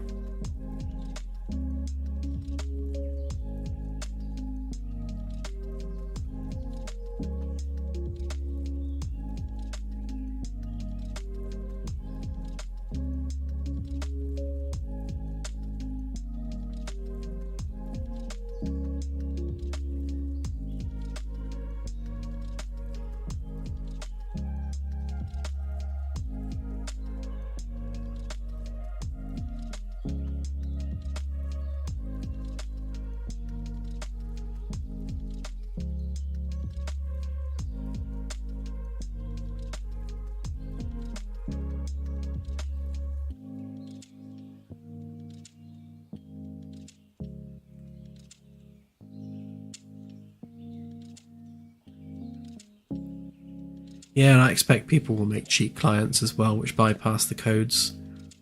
It's just inevitable, Trolls are going to troll.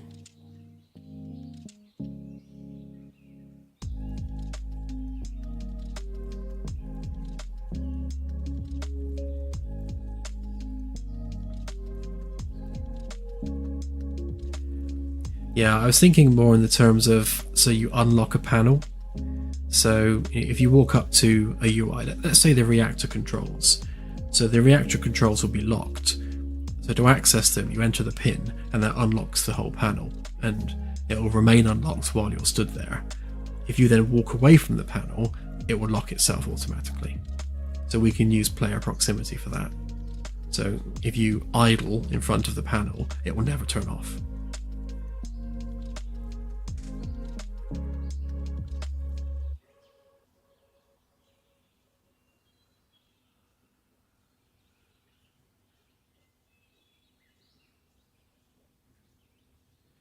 Well, funnily enough, first, as someone was talking about that on our Discord, and we came up with the idea of an onboarding mode as a separate server mode. So we would have open servers where anyone can just join and just join in immediately. Roleplay servers, which roleplay is expected and can be enforced, and if people get kicked for not roleplaying, then they shouldn't have joined a roleplay server.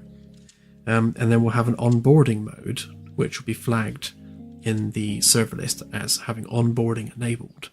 And if onboarding is enabled, then when new players join the server, they will be restricted to the shuttle bay area.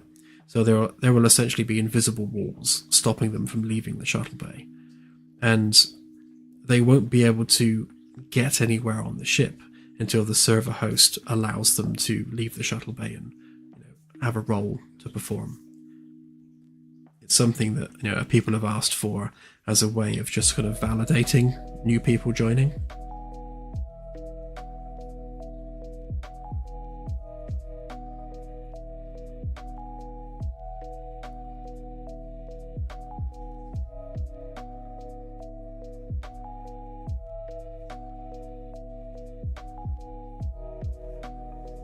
Yeah, biometrics can definitely be a thing. I mean, if you think about AI technology even today, an AI can identify an individual in a crowd quite easily. So an AI in 200 years' time is going to recognize all of the crew members by sight alone. They'll know that engineer Steve isn't allowed access to a particular system, and they'll be like, no, Steve, you're not allowed to press that button. So yes, we could easily implement a system where you can just flag admin rights, I suppose.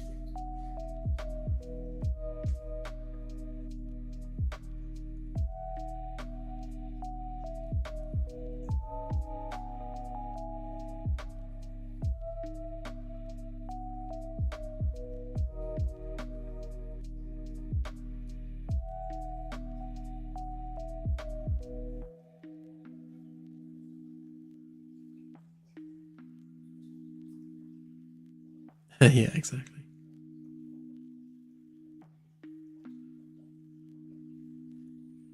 We intend to build a cruise liner at some point, so that's going to have lots of entertainment on it.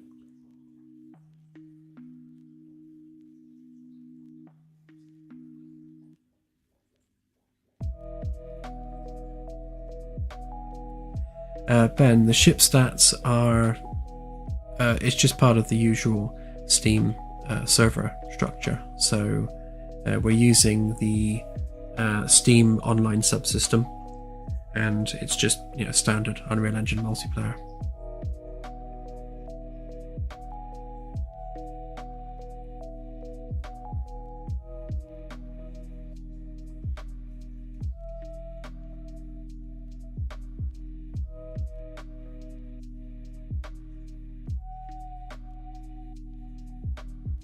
Yes, cruise liner as in Titanic, yes.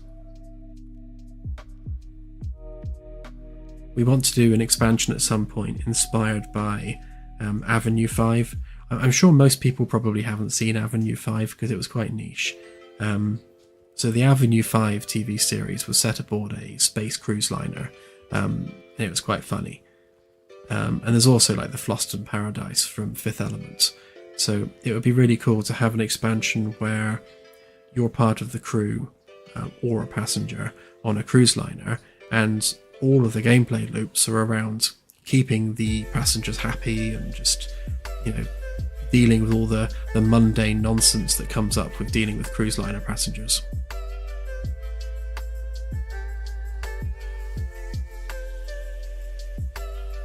USS Super Green, perfect.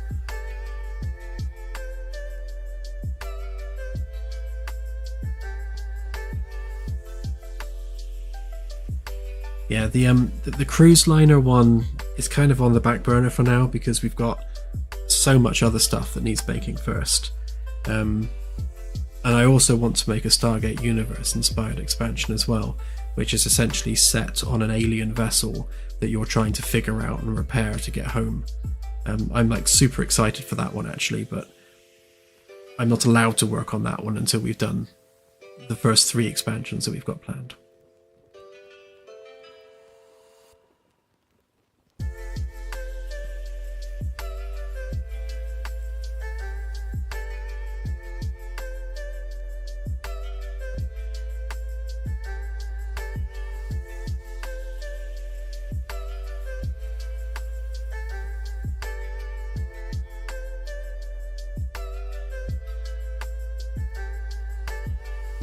There will not be holodecks, no.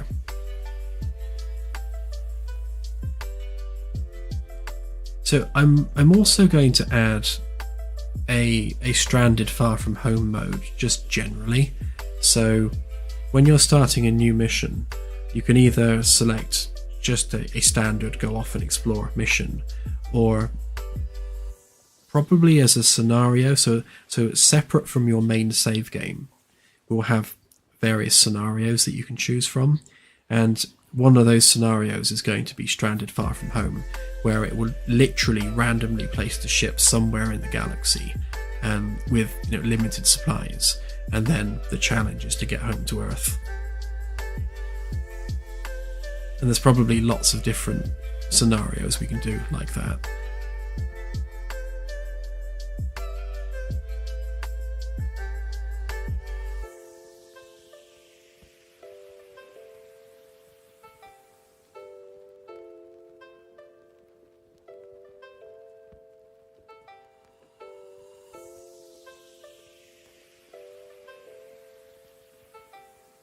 Yeah, the legally distinct Voyager mode.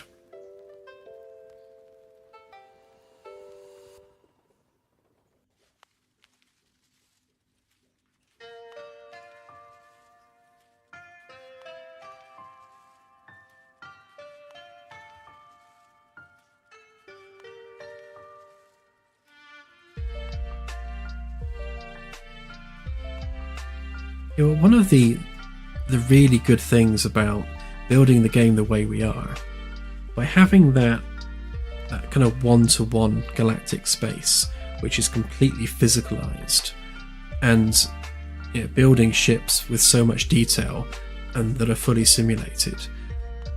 You've got a fully simulated ship and a fully simulated galaxy, and because both of those things are simulated, it means you don't need to actually code specific scenarios for them. You simply flip the switches and change the variables, and the simulation automatically adapts. So, once you've got a ship and you've got a galaxy, placing that ship randomly in the galaxy and then randomly breaking a bunch of stuff on that ship is literally a 5-minute job. It's really easy. So, all the work we're doing at the moment is building those core systems to give us that flexibility. Because once all the simulations are in place, there's like 1,000,001 different scenarios that you could implement really, really quickly.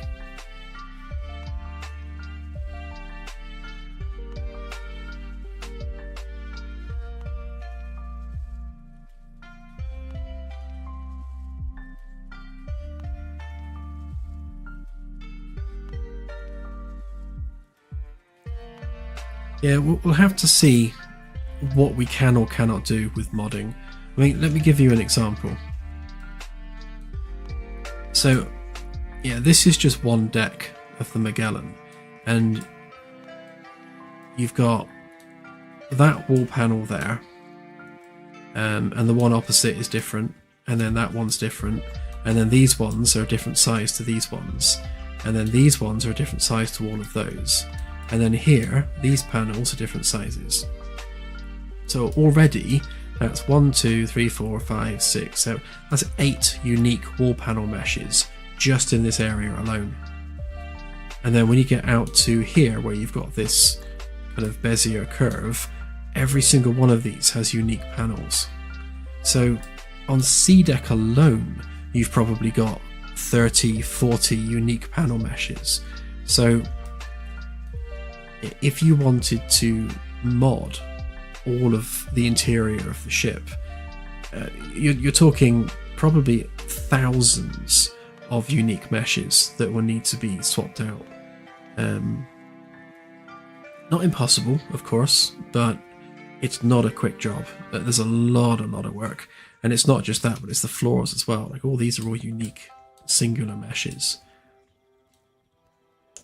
That said, with the new layout where everything is segmented like this, it does mean that it lends itself to more segmented interior designs.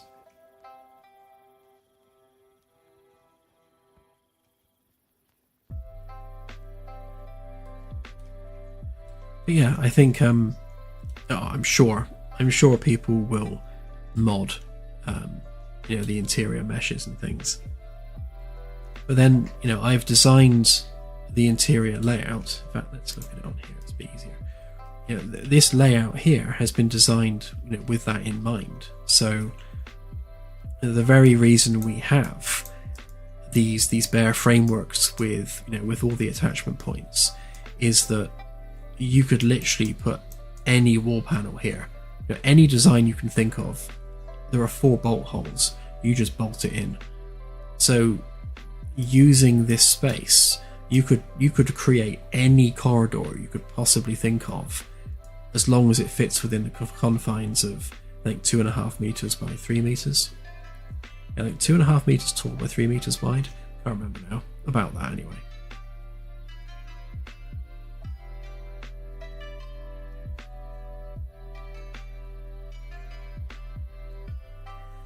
What I might even do one day is release templates. So if I work out just how many unique wall panel meshes there are, and I was to release a template for each of those meshes with the bolt holes kind of already in the right place, then people could take those templates and produce, their own complete interior design using those templates. Same with the floors, just literally a flat plane with the bolt holes indicated so that people can mod their own floor panels. It's possible. It's definitely possible. But obviously all you're doing at that point is just reskinning the interior. If we're talking making an entirely differently shaped ship, that's way harder, because there's literal cables and pipes running through the framework, and that's a massive undertaking.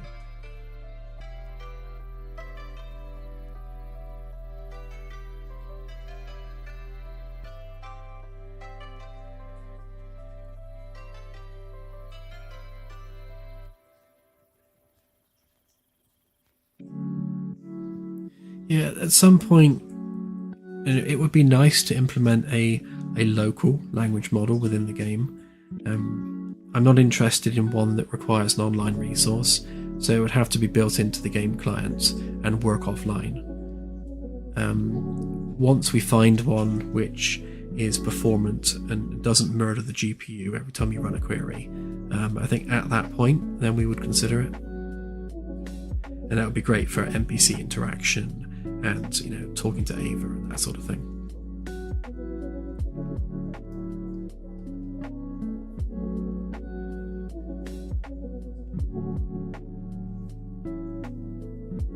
I think one of the latest Llama releases, I think it's a 2 billion parameter model, which is fairly small, because we'd have to have like the full model running locally within the game, which means the model can't be huge, it can't be complicated, but then all it has to do is maintain an NPC conversation. It doesn't need to do complex math or work out logic puzzles. As long as it can hold a conversation between two NPCs, that's all that's needed.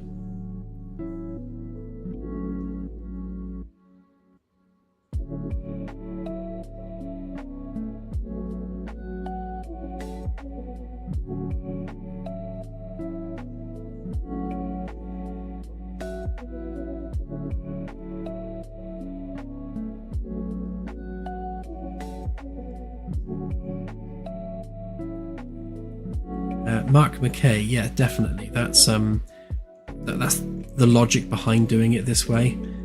By having all of these standard size pieces, like on the straight sections, they're all exactly 2.5 meters, and I've gone to great lengths to make sure that they are consistently 2.5 meters everywhere. That's not really possible on the curved sections, because obviously the curves are greater or lesser curved depending on how far out from the center you are, and the inner panel is always going to be smaller than the outer panel. Generally speaking, they should all be 2.5 or thereabouts. But it does mean that when it comes to us making actual official interior overhauls, we can do various different versions of this ship interior where the layout remains consistent, but the interior feel of the ship is completely different. So that should be quite fun to explore once the ship itself is finished, obviously. Hello, Leosh. Long time no see. I think you did make an appearance on the last stream, if I recall.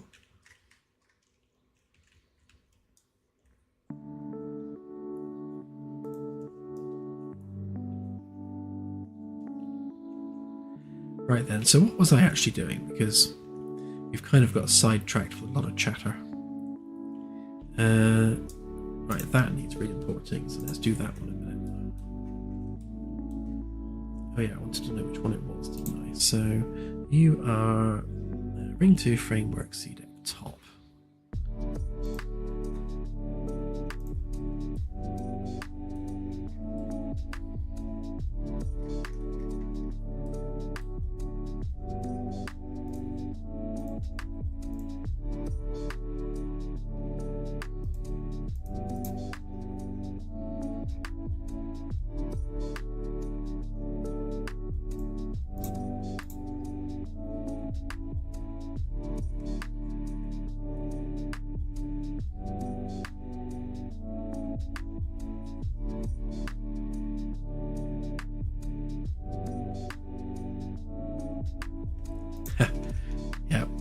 legendary Bob Hoskins.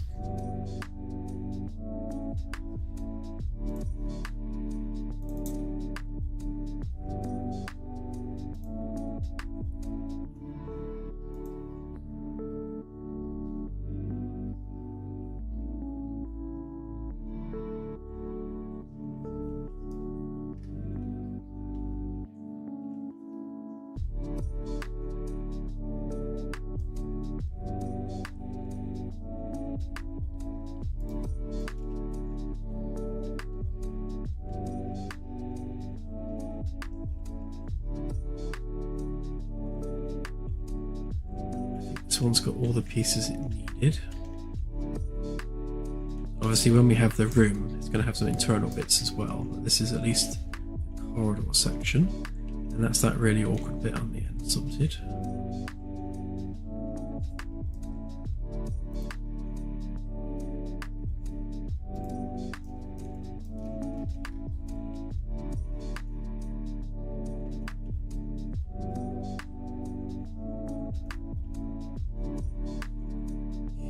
Okay, good.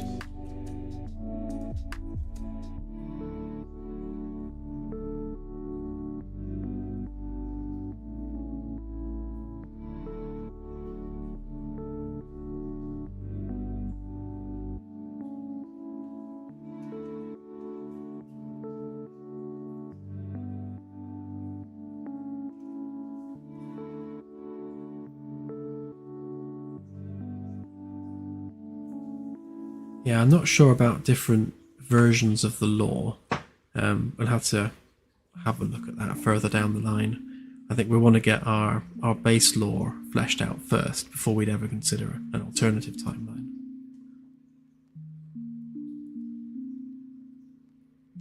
And yes, I'm really excited to get more people on board already, because yeah, for me personally, I started this as a hobby, so you know, I love building ships and designing starships and, you know, exploring all the intricacies of those designs. And I also love, you know, tinkering with the galaxy and sorting out all the galaxy simulation side of things. It would be nice to be able to spend my time kind of bouncing between ship design and galaxy work, whilst having a team of people working on all the gameplay aspects, like working on the character systems, the various gameplay roles, and some of the more like boring stuff of game dev, which frees me up to work on the things that excite me.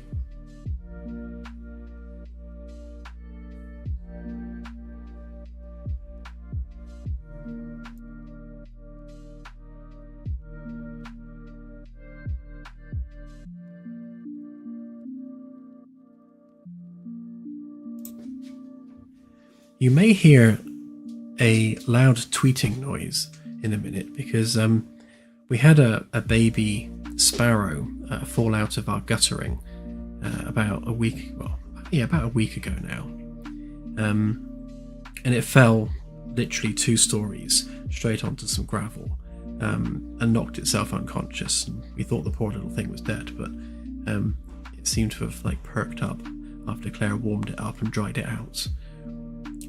So we've taken it in and we've been feeding it chopped up mealworms, which is gross, and cat biscuits soaked in water, which apparently is good for them.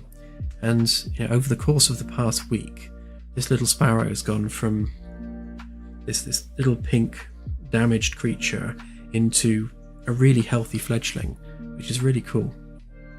And we're hoping to reintroduce him to his community of sparrows that live in our hedge sometime next week. But yeah, Claire's been getting up every hour on the hour to feed this little thing mealworms. So she's very tired at the moment. It's like having a newborn.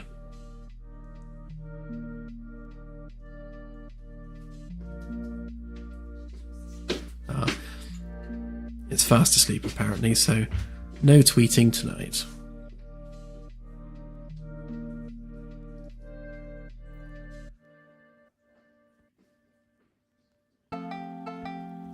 Yeah, it's adorable.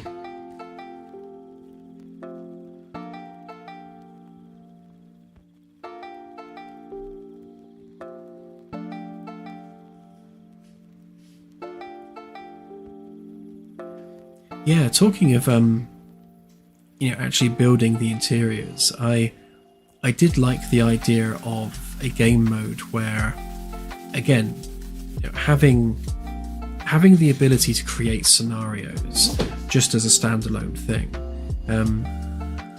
We can have it so that the ship has no interior, so like it is here, like literally no interior whatsoever. So the gameplay in that essence is literally building the ship. So you're going through installing the pipes, installing all the cabling, putting the wall panels on, laying the floors down, just as a time waster, really. There's no real point to it, just as a fun thing to do.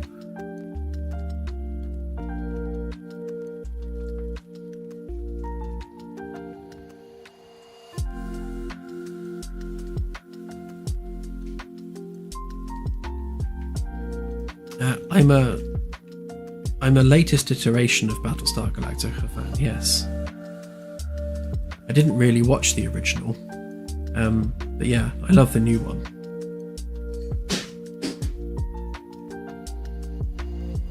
In fact, Battlestar Galactica is like the Adama maneuver when he jumps the ship in the atmosphere has to be one of the most greatest epic moments in sci-fi ever, like bar none.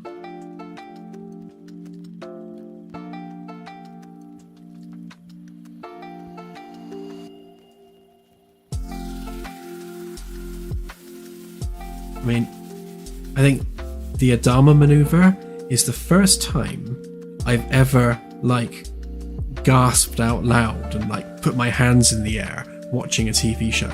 I mean, it was that cool.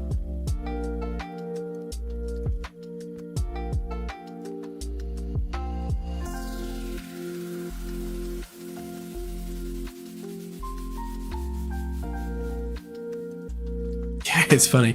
Yeah, you're right. I still think of it as the new Battlestar Galactica, and you're right. It's ancient now. I still think as Enterprise as the new Star Trek.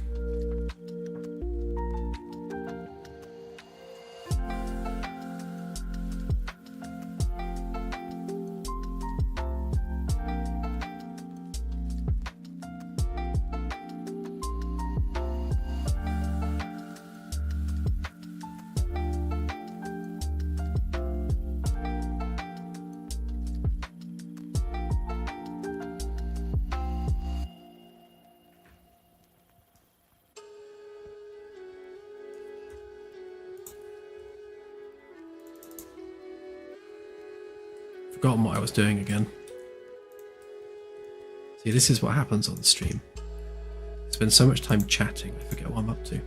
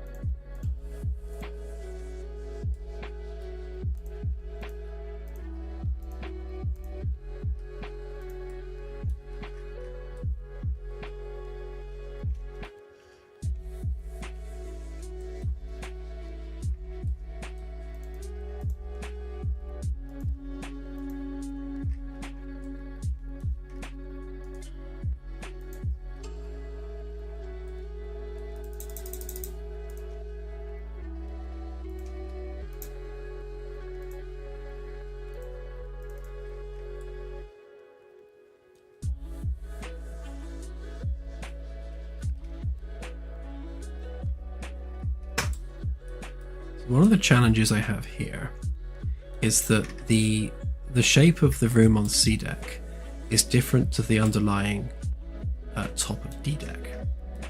So we've got this situation where things don't quite line up where we want them to. So these are going to need adjusting.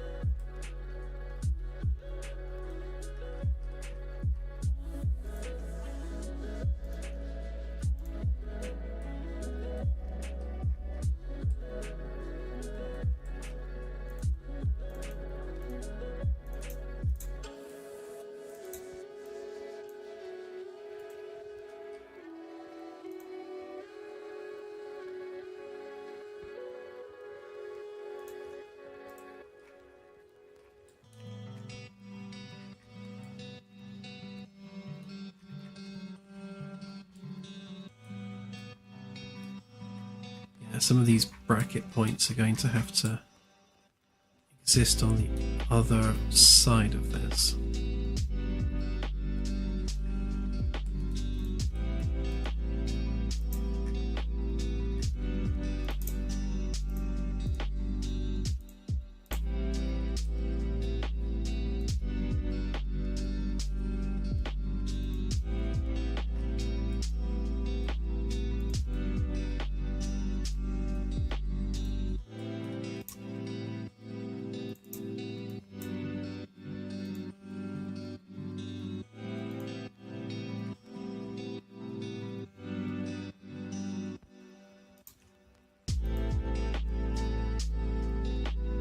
Well, that's nice and awkward.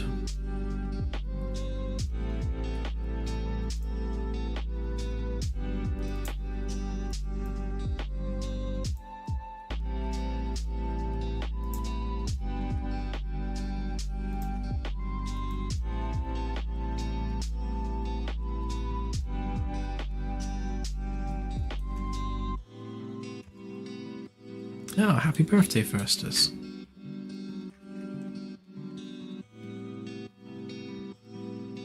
And that is a great present to receive. I am a huge Babylon 5 fan, and I approve of that.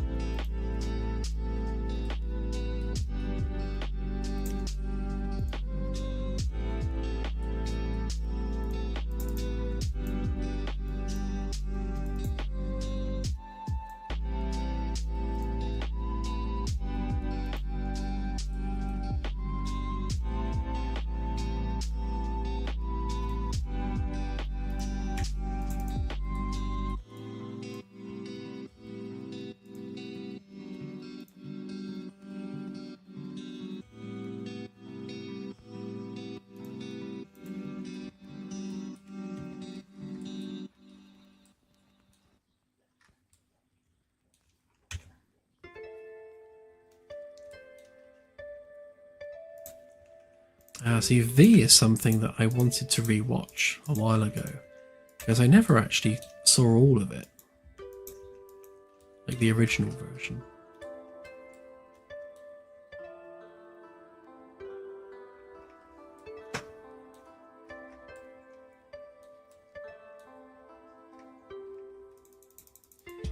The reason I'm doing it like this, Aaron, is because the floor is essentially the top of the deck below.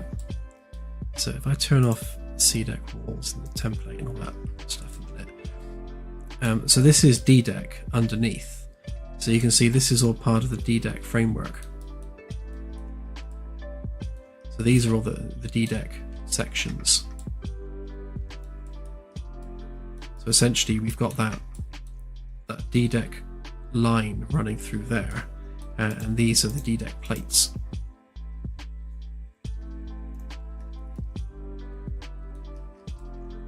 Before it didn't matter because they were just flat, but we need the cavity now underneath the floors.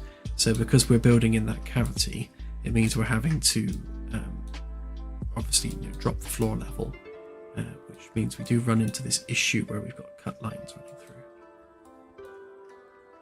It shouldn't be a big problem though, because where we're making these ones shorter, we'll just make these ones longer to match.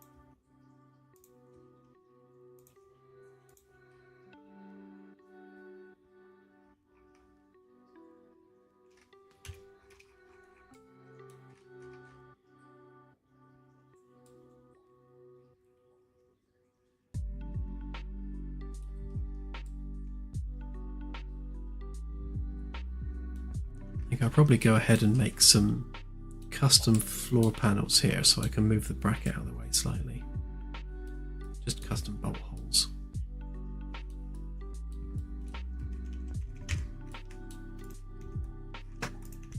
Let's export that one a minute.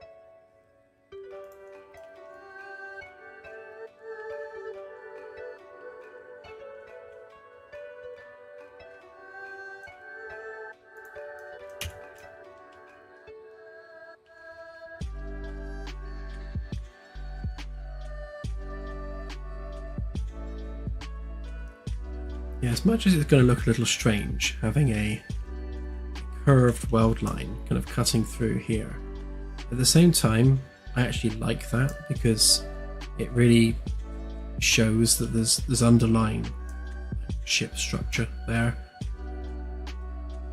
It's not all clean and perfect. There's actually, you know, a reason for that weld line being there.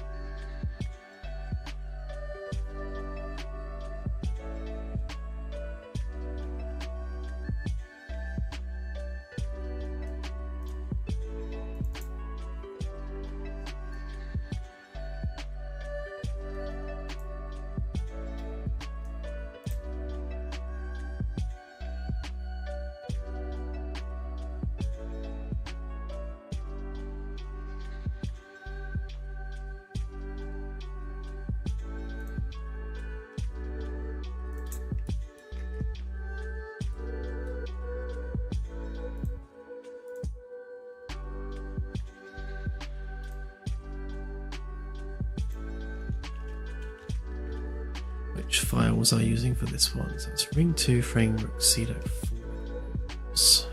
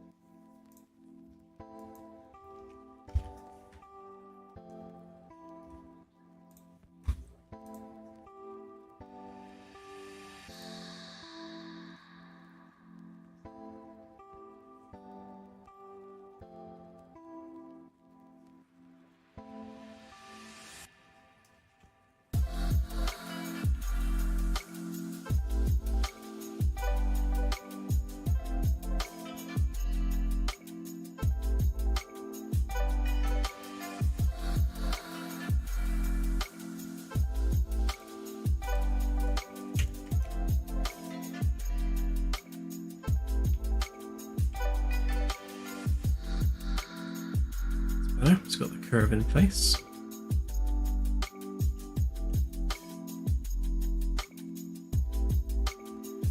I was debating making this a curve or not, as it does give us this odd bit of geometry here. I actually really like having the curve.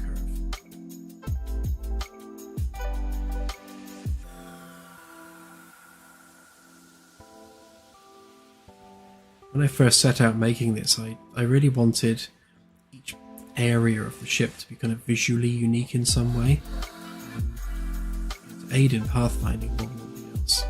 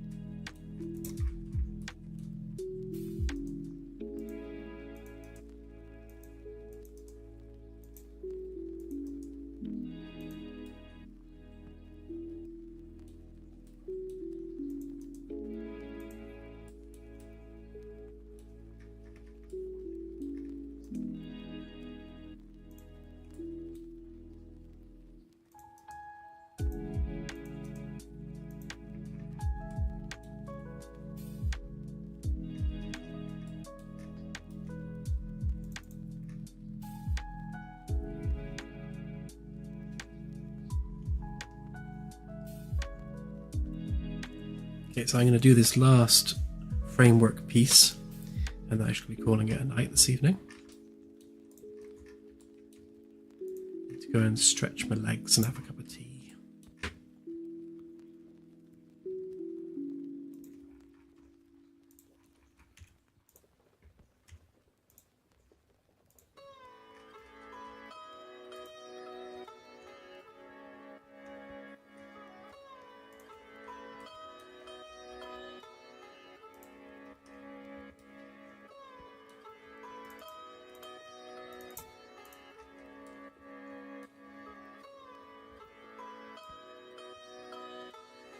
Yes, there will be a cinema.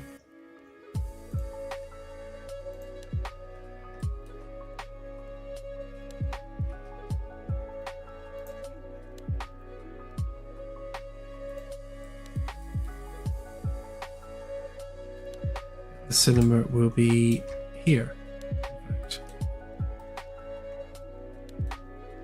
So we've got a park, sick bay, aquaponics or hydroponics, gym and kind of fitness, cinema, sports bar, kind of bowling alley area, and all this will be the main crew mess over here. And then down the middle you've got like a mall area. Essentially this is like the town centre. All the front of the ship is like all what you'd expect to find in the town centre.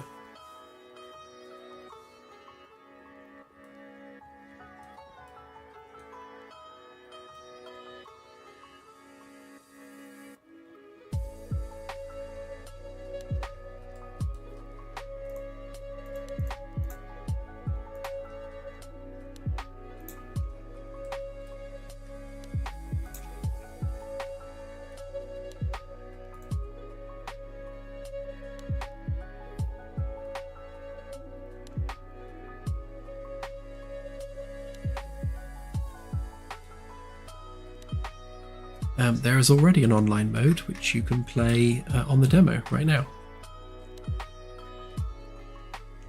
The career mode, in terms of career progression, as though it's literally your career, we'll probably do that as a single player thing, and that'll be one of the story campaigns. But career progression in terms of ranks will be anything you can just pick on the sandbox mode, so you'll have just free reign over what you pick for yourself.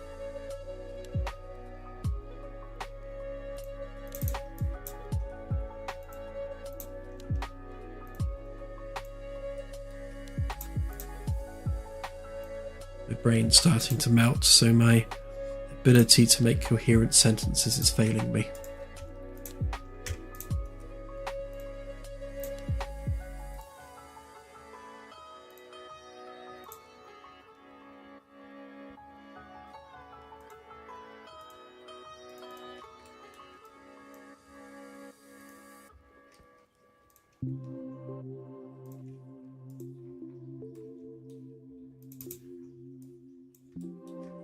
I might be an AI.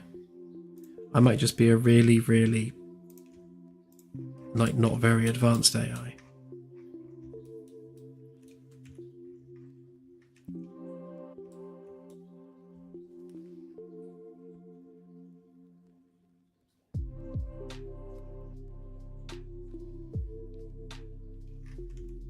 Yeah, like Holly. I've got an IQ of 6,000 car park attendants.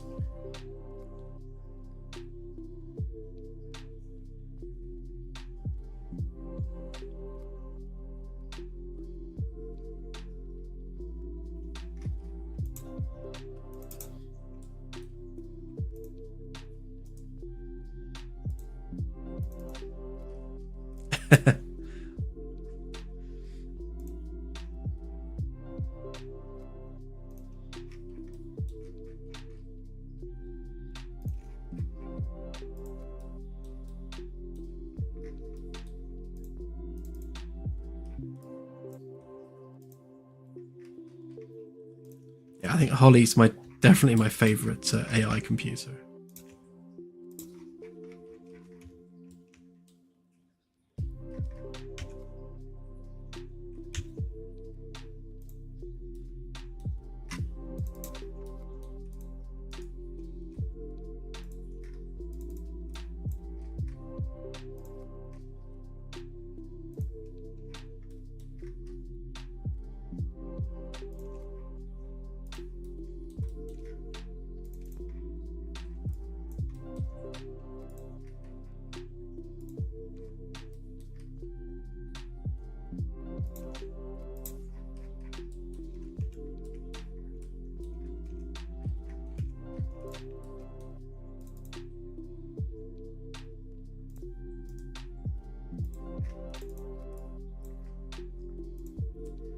Yeah, you're not wrong. I mean, the game is usually the last thing I think about when I go to sleep, and the first thing I think about when I wake up. And I'll lie there in bed thinking about how I could do a particular system better, or what a better structure for the galaxy would be. I'm always constantly thinking about ways I could improve things.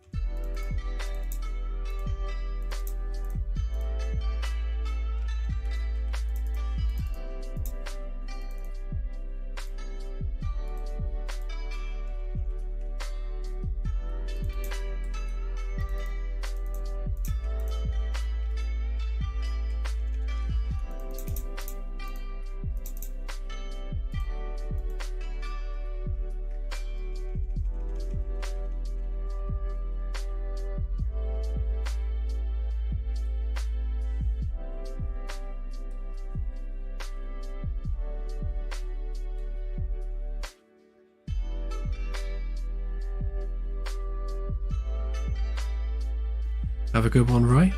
I'm actually going to end myself in a sec anyway, so it's good timing.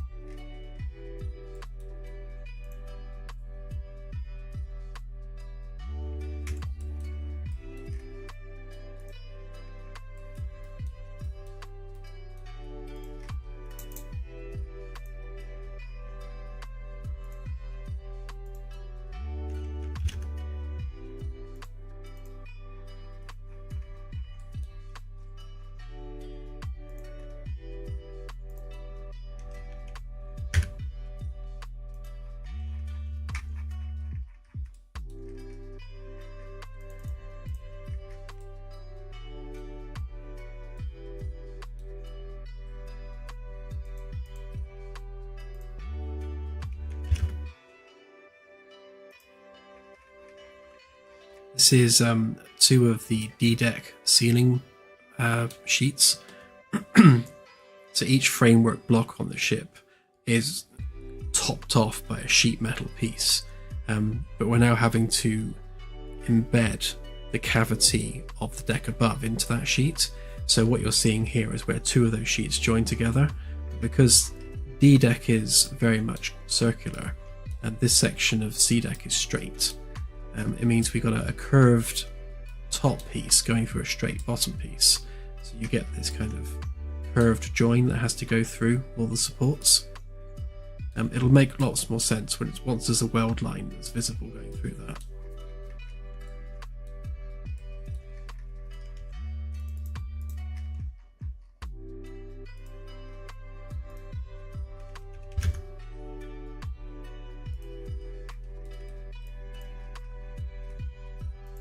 I shall demonstrate in engine.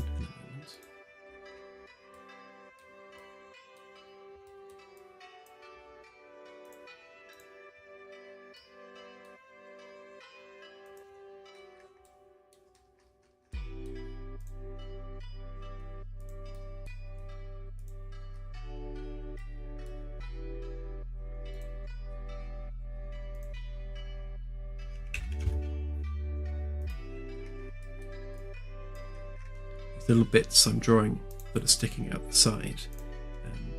I have to make sure that each piece is at least 1.75 centimeters away from the center of the weld line, because then the weld won't overlap. Needs to have enough room to get a welding tool in there.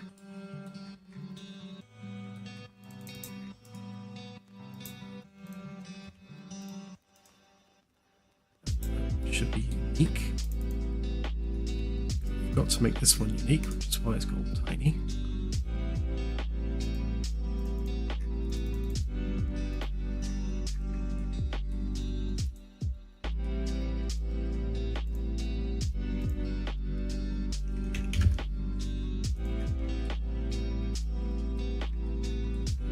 It's pretty much bang on already.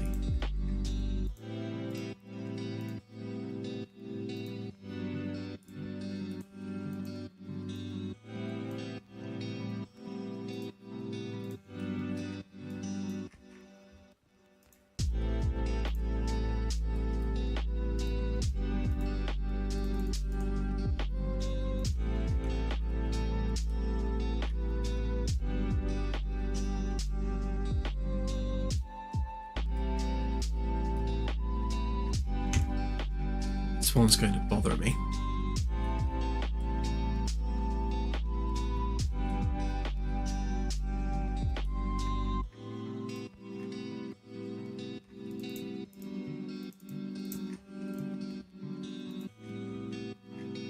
And we literally just have to move it over like that and kind of live with the fact that it's in a weird place.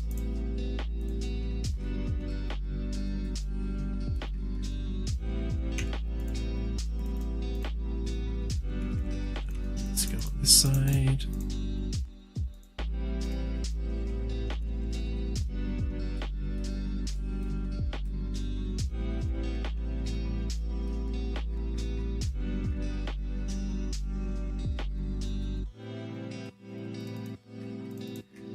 One panel will just have a bolt out of place, which would be kind of a nice thing, really. One panel on the ship slightly different from the rest, and it's different for a reason. It's not just like different because for the sake of being different, which is kind of cool.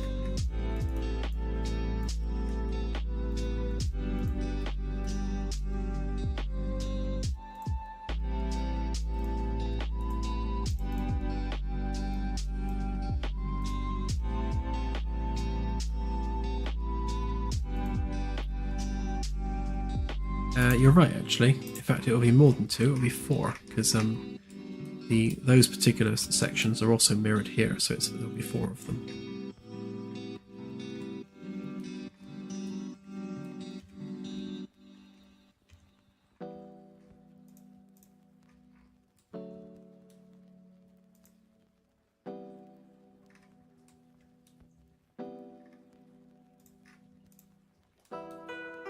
Yep, don't worry, wiring looms will be coming.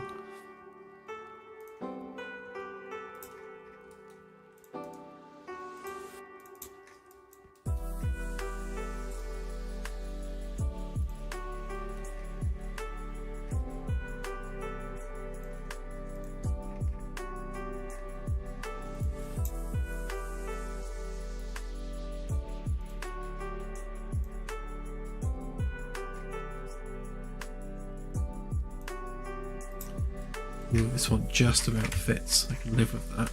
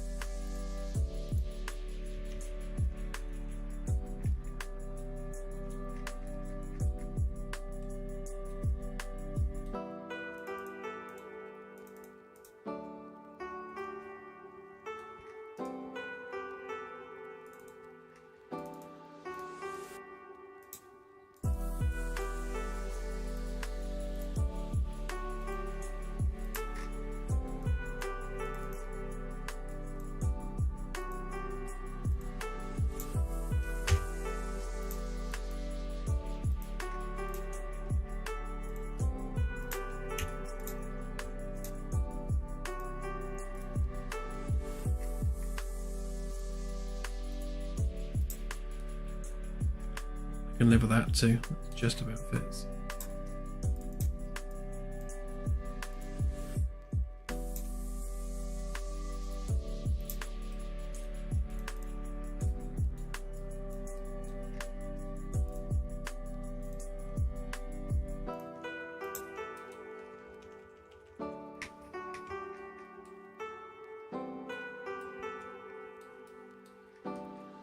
Yeah, we definitely lucked out on that one.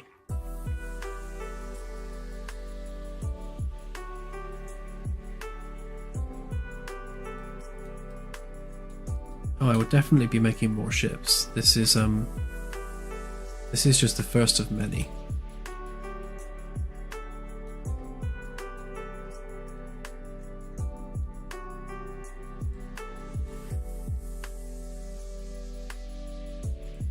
You can hear Claire groaning internally.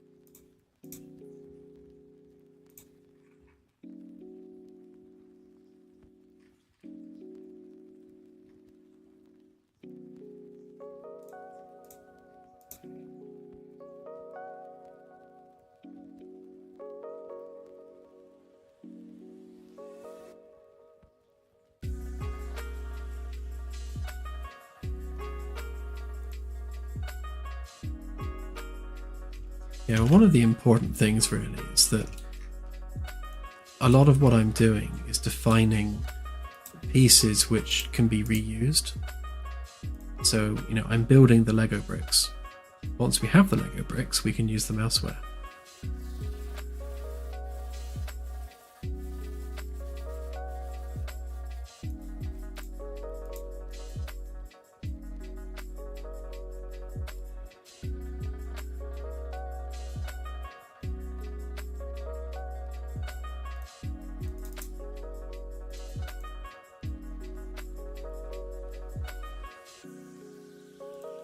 I wouldn't even know where to begin with that.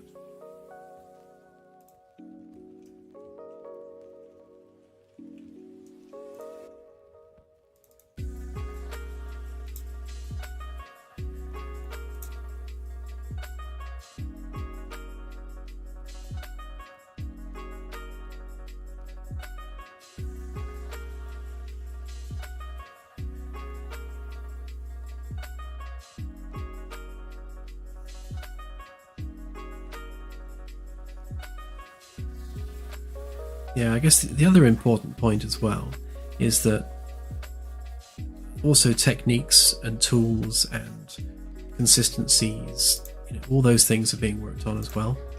So it's not just about building the individual pieces, it's also about building the methodology.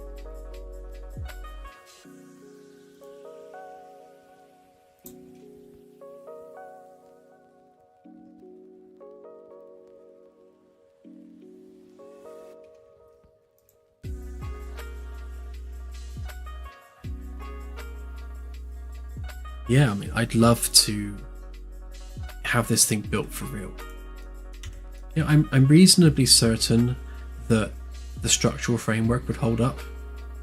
I mean, this is some pretty substantial structural framework, and I'm sure this would support its own weight quite happily. I reckon you could build it on the ground.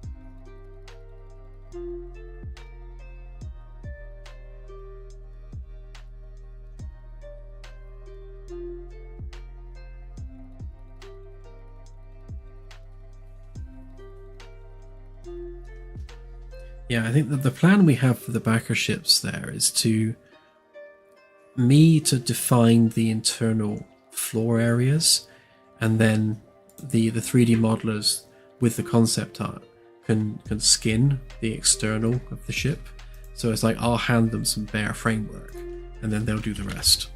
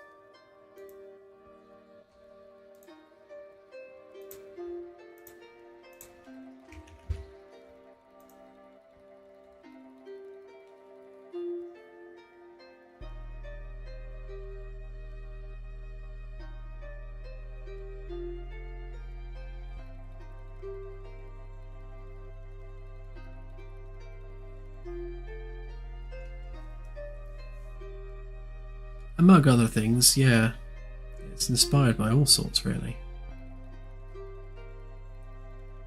I mean, what you're doing, what you see me doing with the framework and everything, this is very much inspired by what SpaceX are up to. I started off watching SpaceX building Starship around about the same time as I started this project, to be honest. And watching SpaceX building the biggest rocket ever flown out on a sandbar, on the coast, like with sand everywhere, and they're literally welding things together in tents. It really made me think about how the structural engineering works, and seeing it up close like that really made me want to do the same. And I've always had that love of engineering and architecture, and I always planned to build it as though it were real. But it wasn't until watching SpaceX building Starship that I wanted to like really go to town on the structural framework side of things.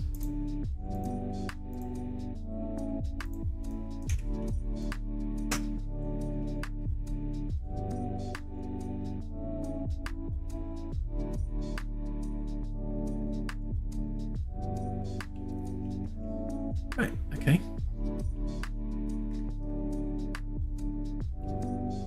Yeah, what SpaceX are doing is absolutely phenomenal. It's breathtaking. And, you know, I'm fully inspired by SpaceX's methodology as well. I'm building this the same way that they're building Starship, in that it's okay to get something wrong. It's okay if something blows up, because from every failure you learn not to fail again. And, you know, it's a really important design philosophy. And also, like, the best part is no part. And, you know, that's SpaceX's mantra: the best part is no part. And I've taken that to the best piece of code is no code. So if you can get away with not having any code, then that's better than trying to code something. Well, the best system is no system.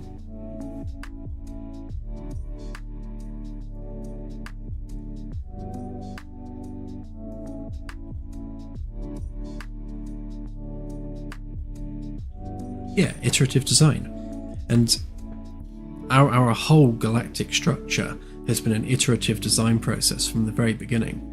In fact, most of it has been, to be honest. It's all been, you know, constant iteration and constant improvements, and just, you know, hundreds of little improvements all the time, just to make it better and better and better.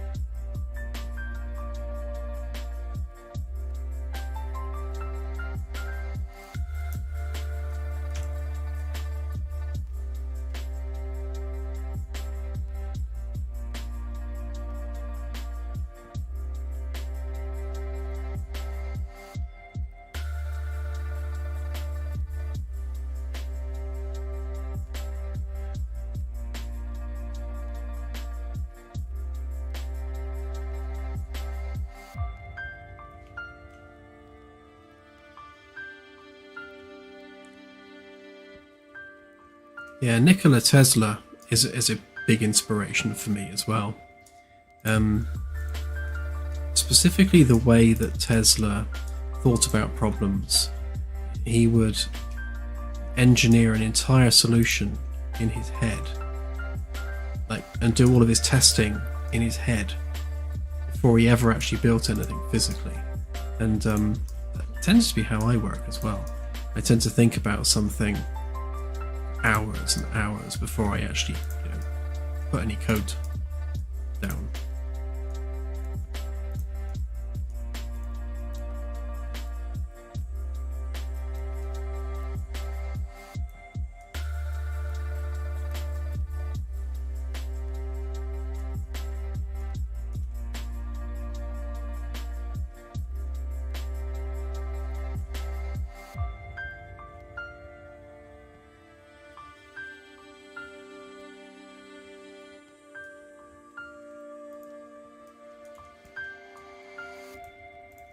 Turn off my super light a minute so we can see it under its own lighting.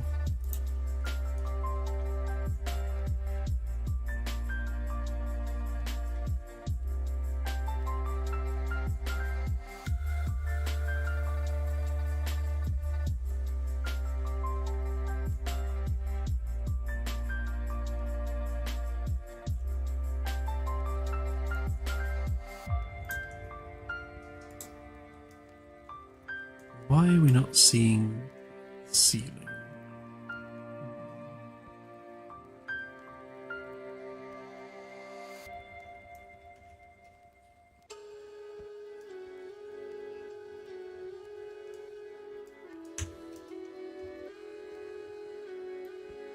Okay, I'm really itching to see what this weld line looks like, so I'm just going to quickly put that in, and I will make that the last thing I do.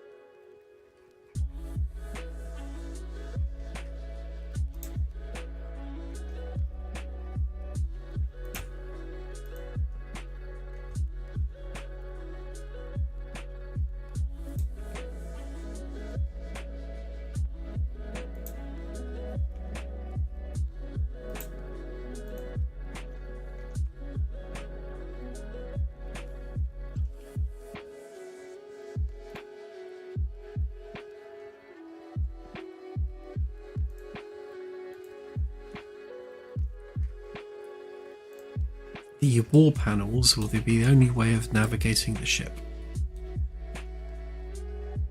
From the very beginning, we really wanted to focus on the fact that the ship is a real environment, so nothing is done from menus or pop-up screens or anything like that. It's all done like literally in world.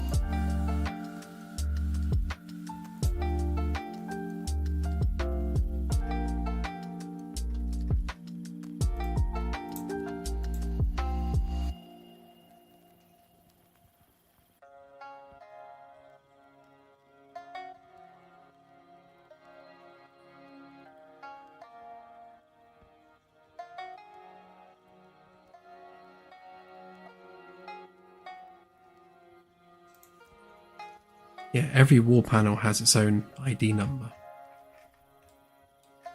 That was part of the logic behind segmenting it all.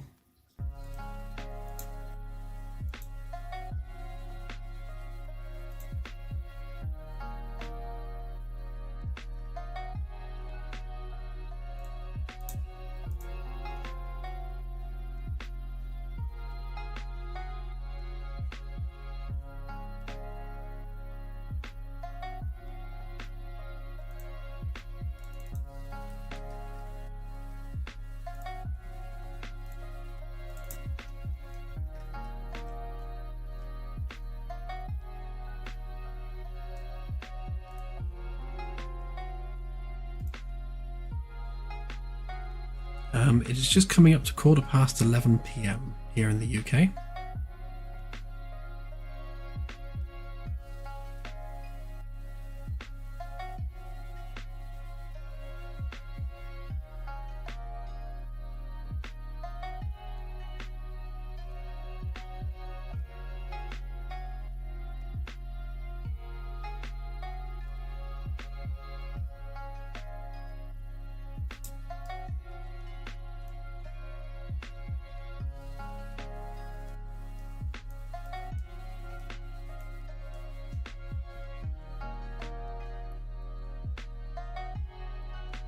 Yeah, I do tend to stay up quite late.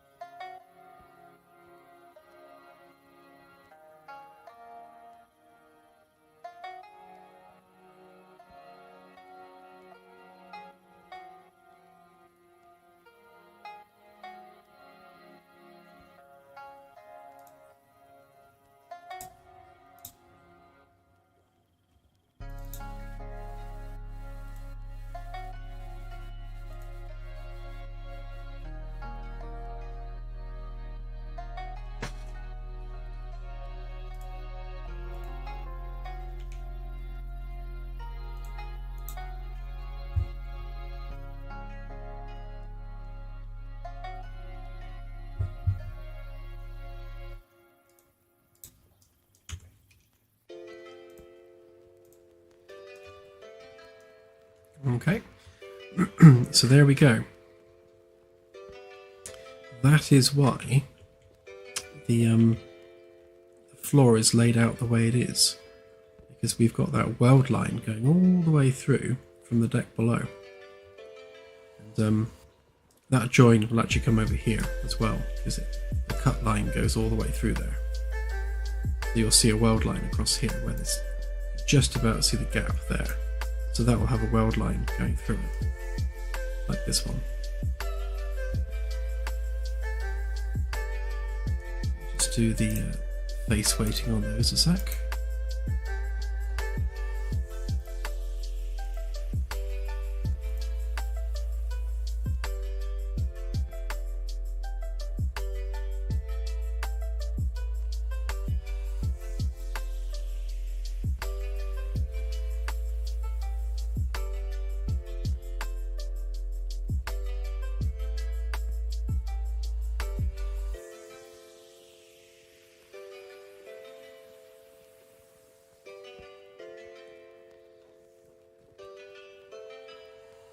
Yeah, it's future welding, wherever that would be.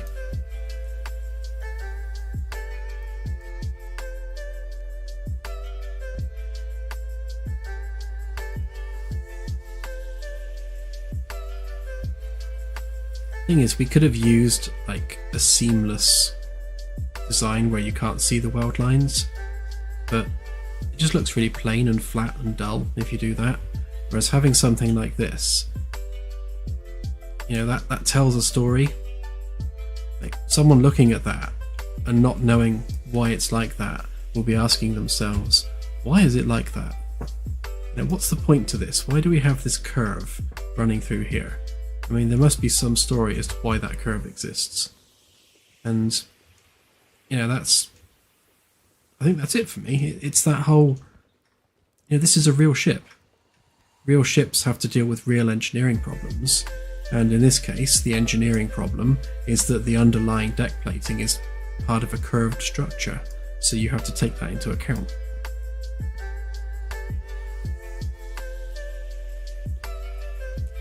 So, on that happy note, I think I will call it a night there. I'm quite pleased with how that went. I still hate this monstrosity here, but it'll have to do.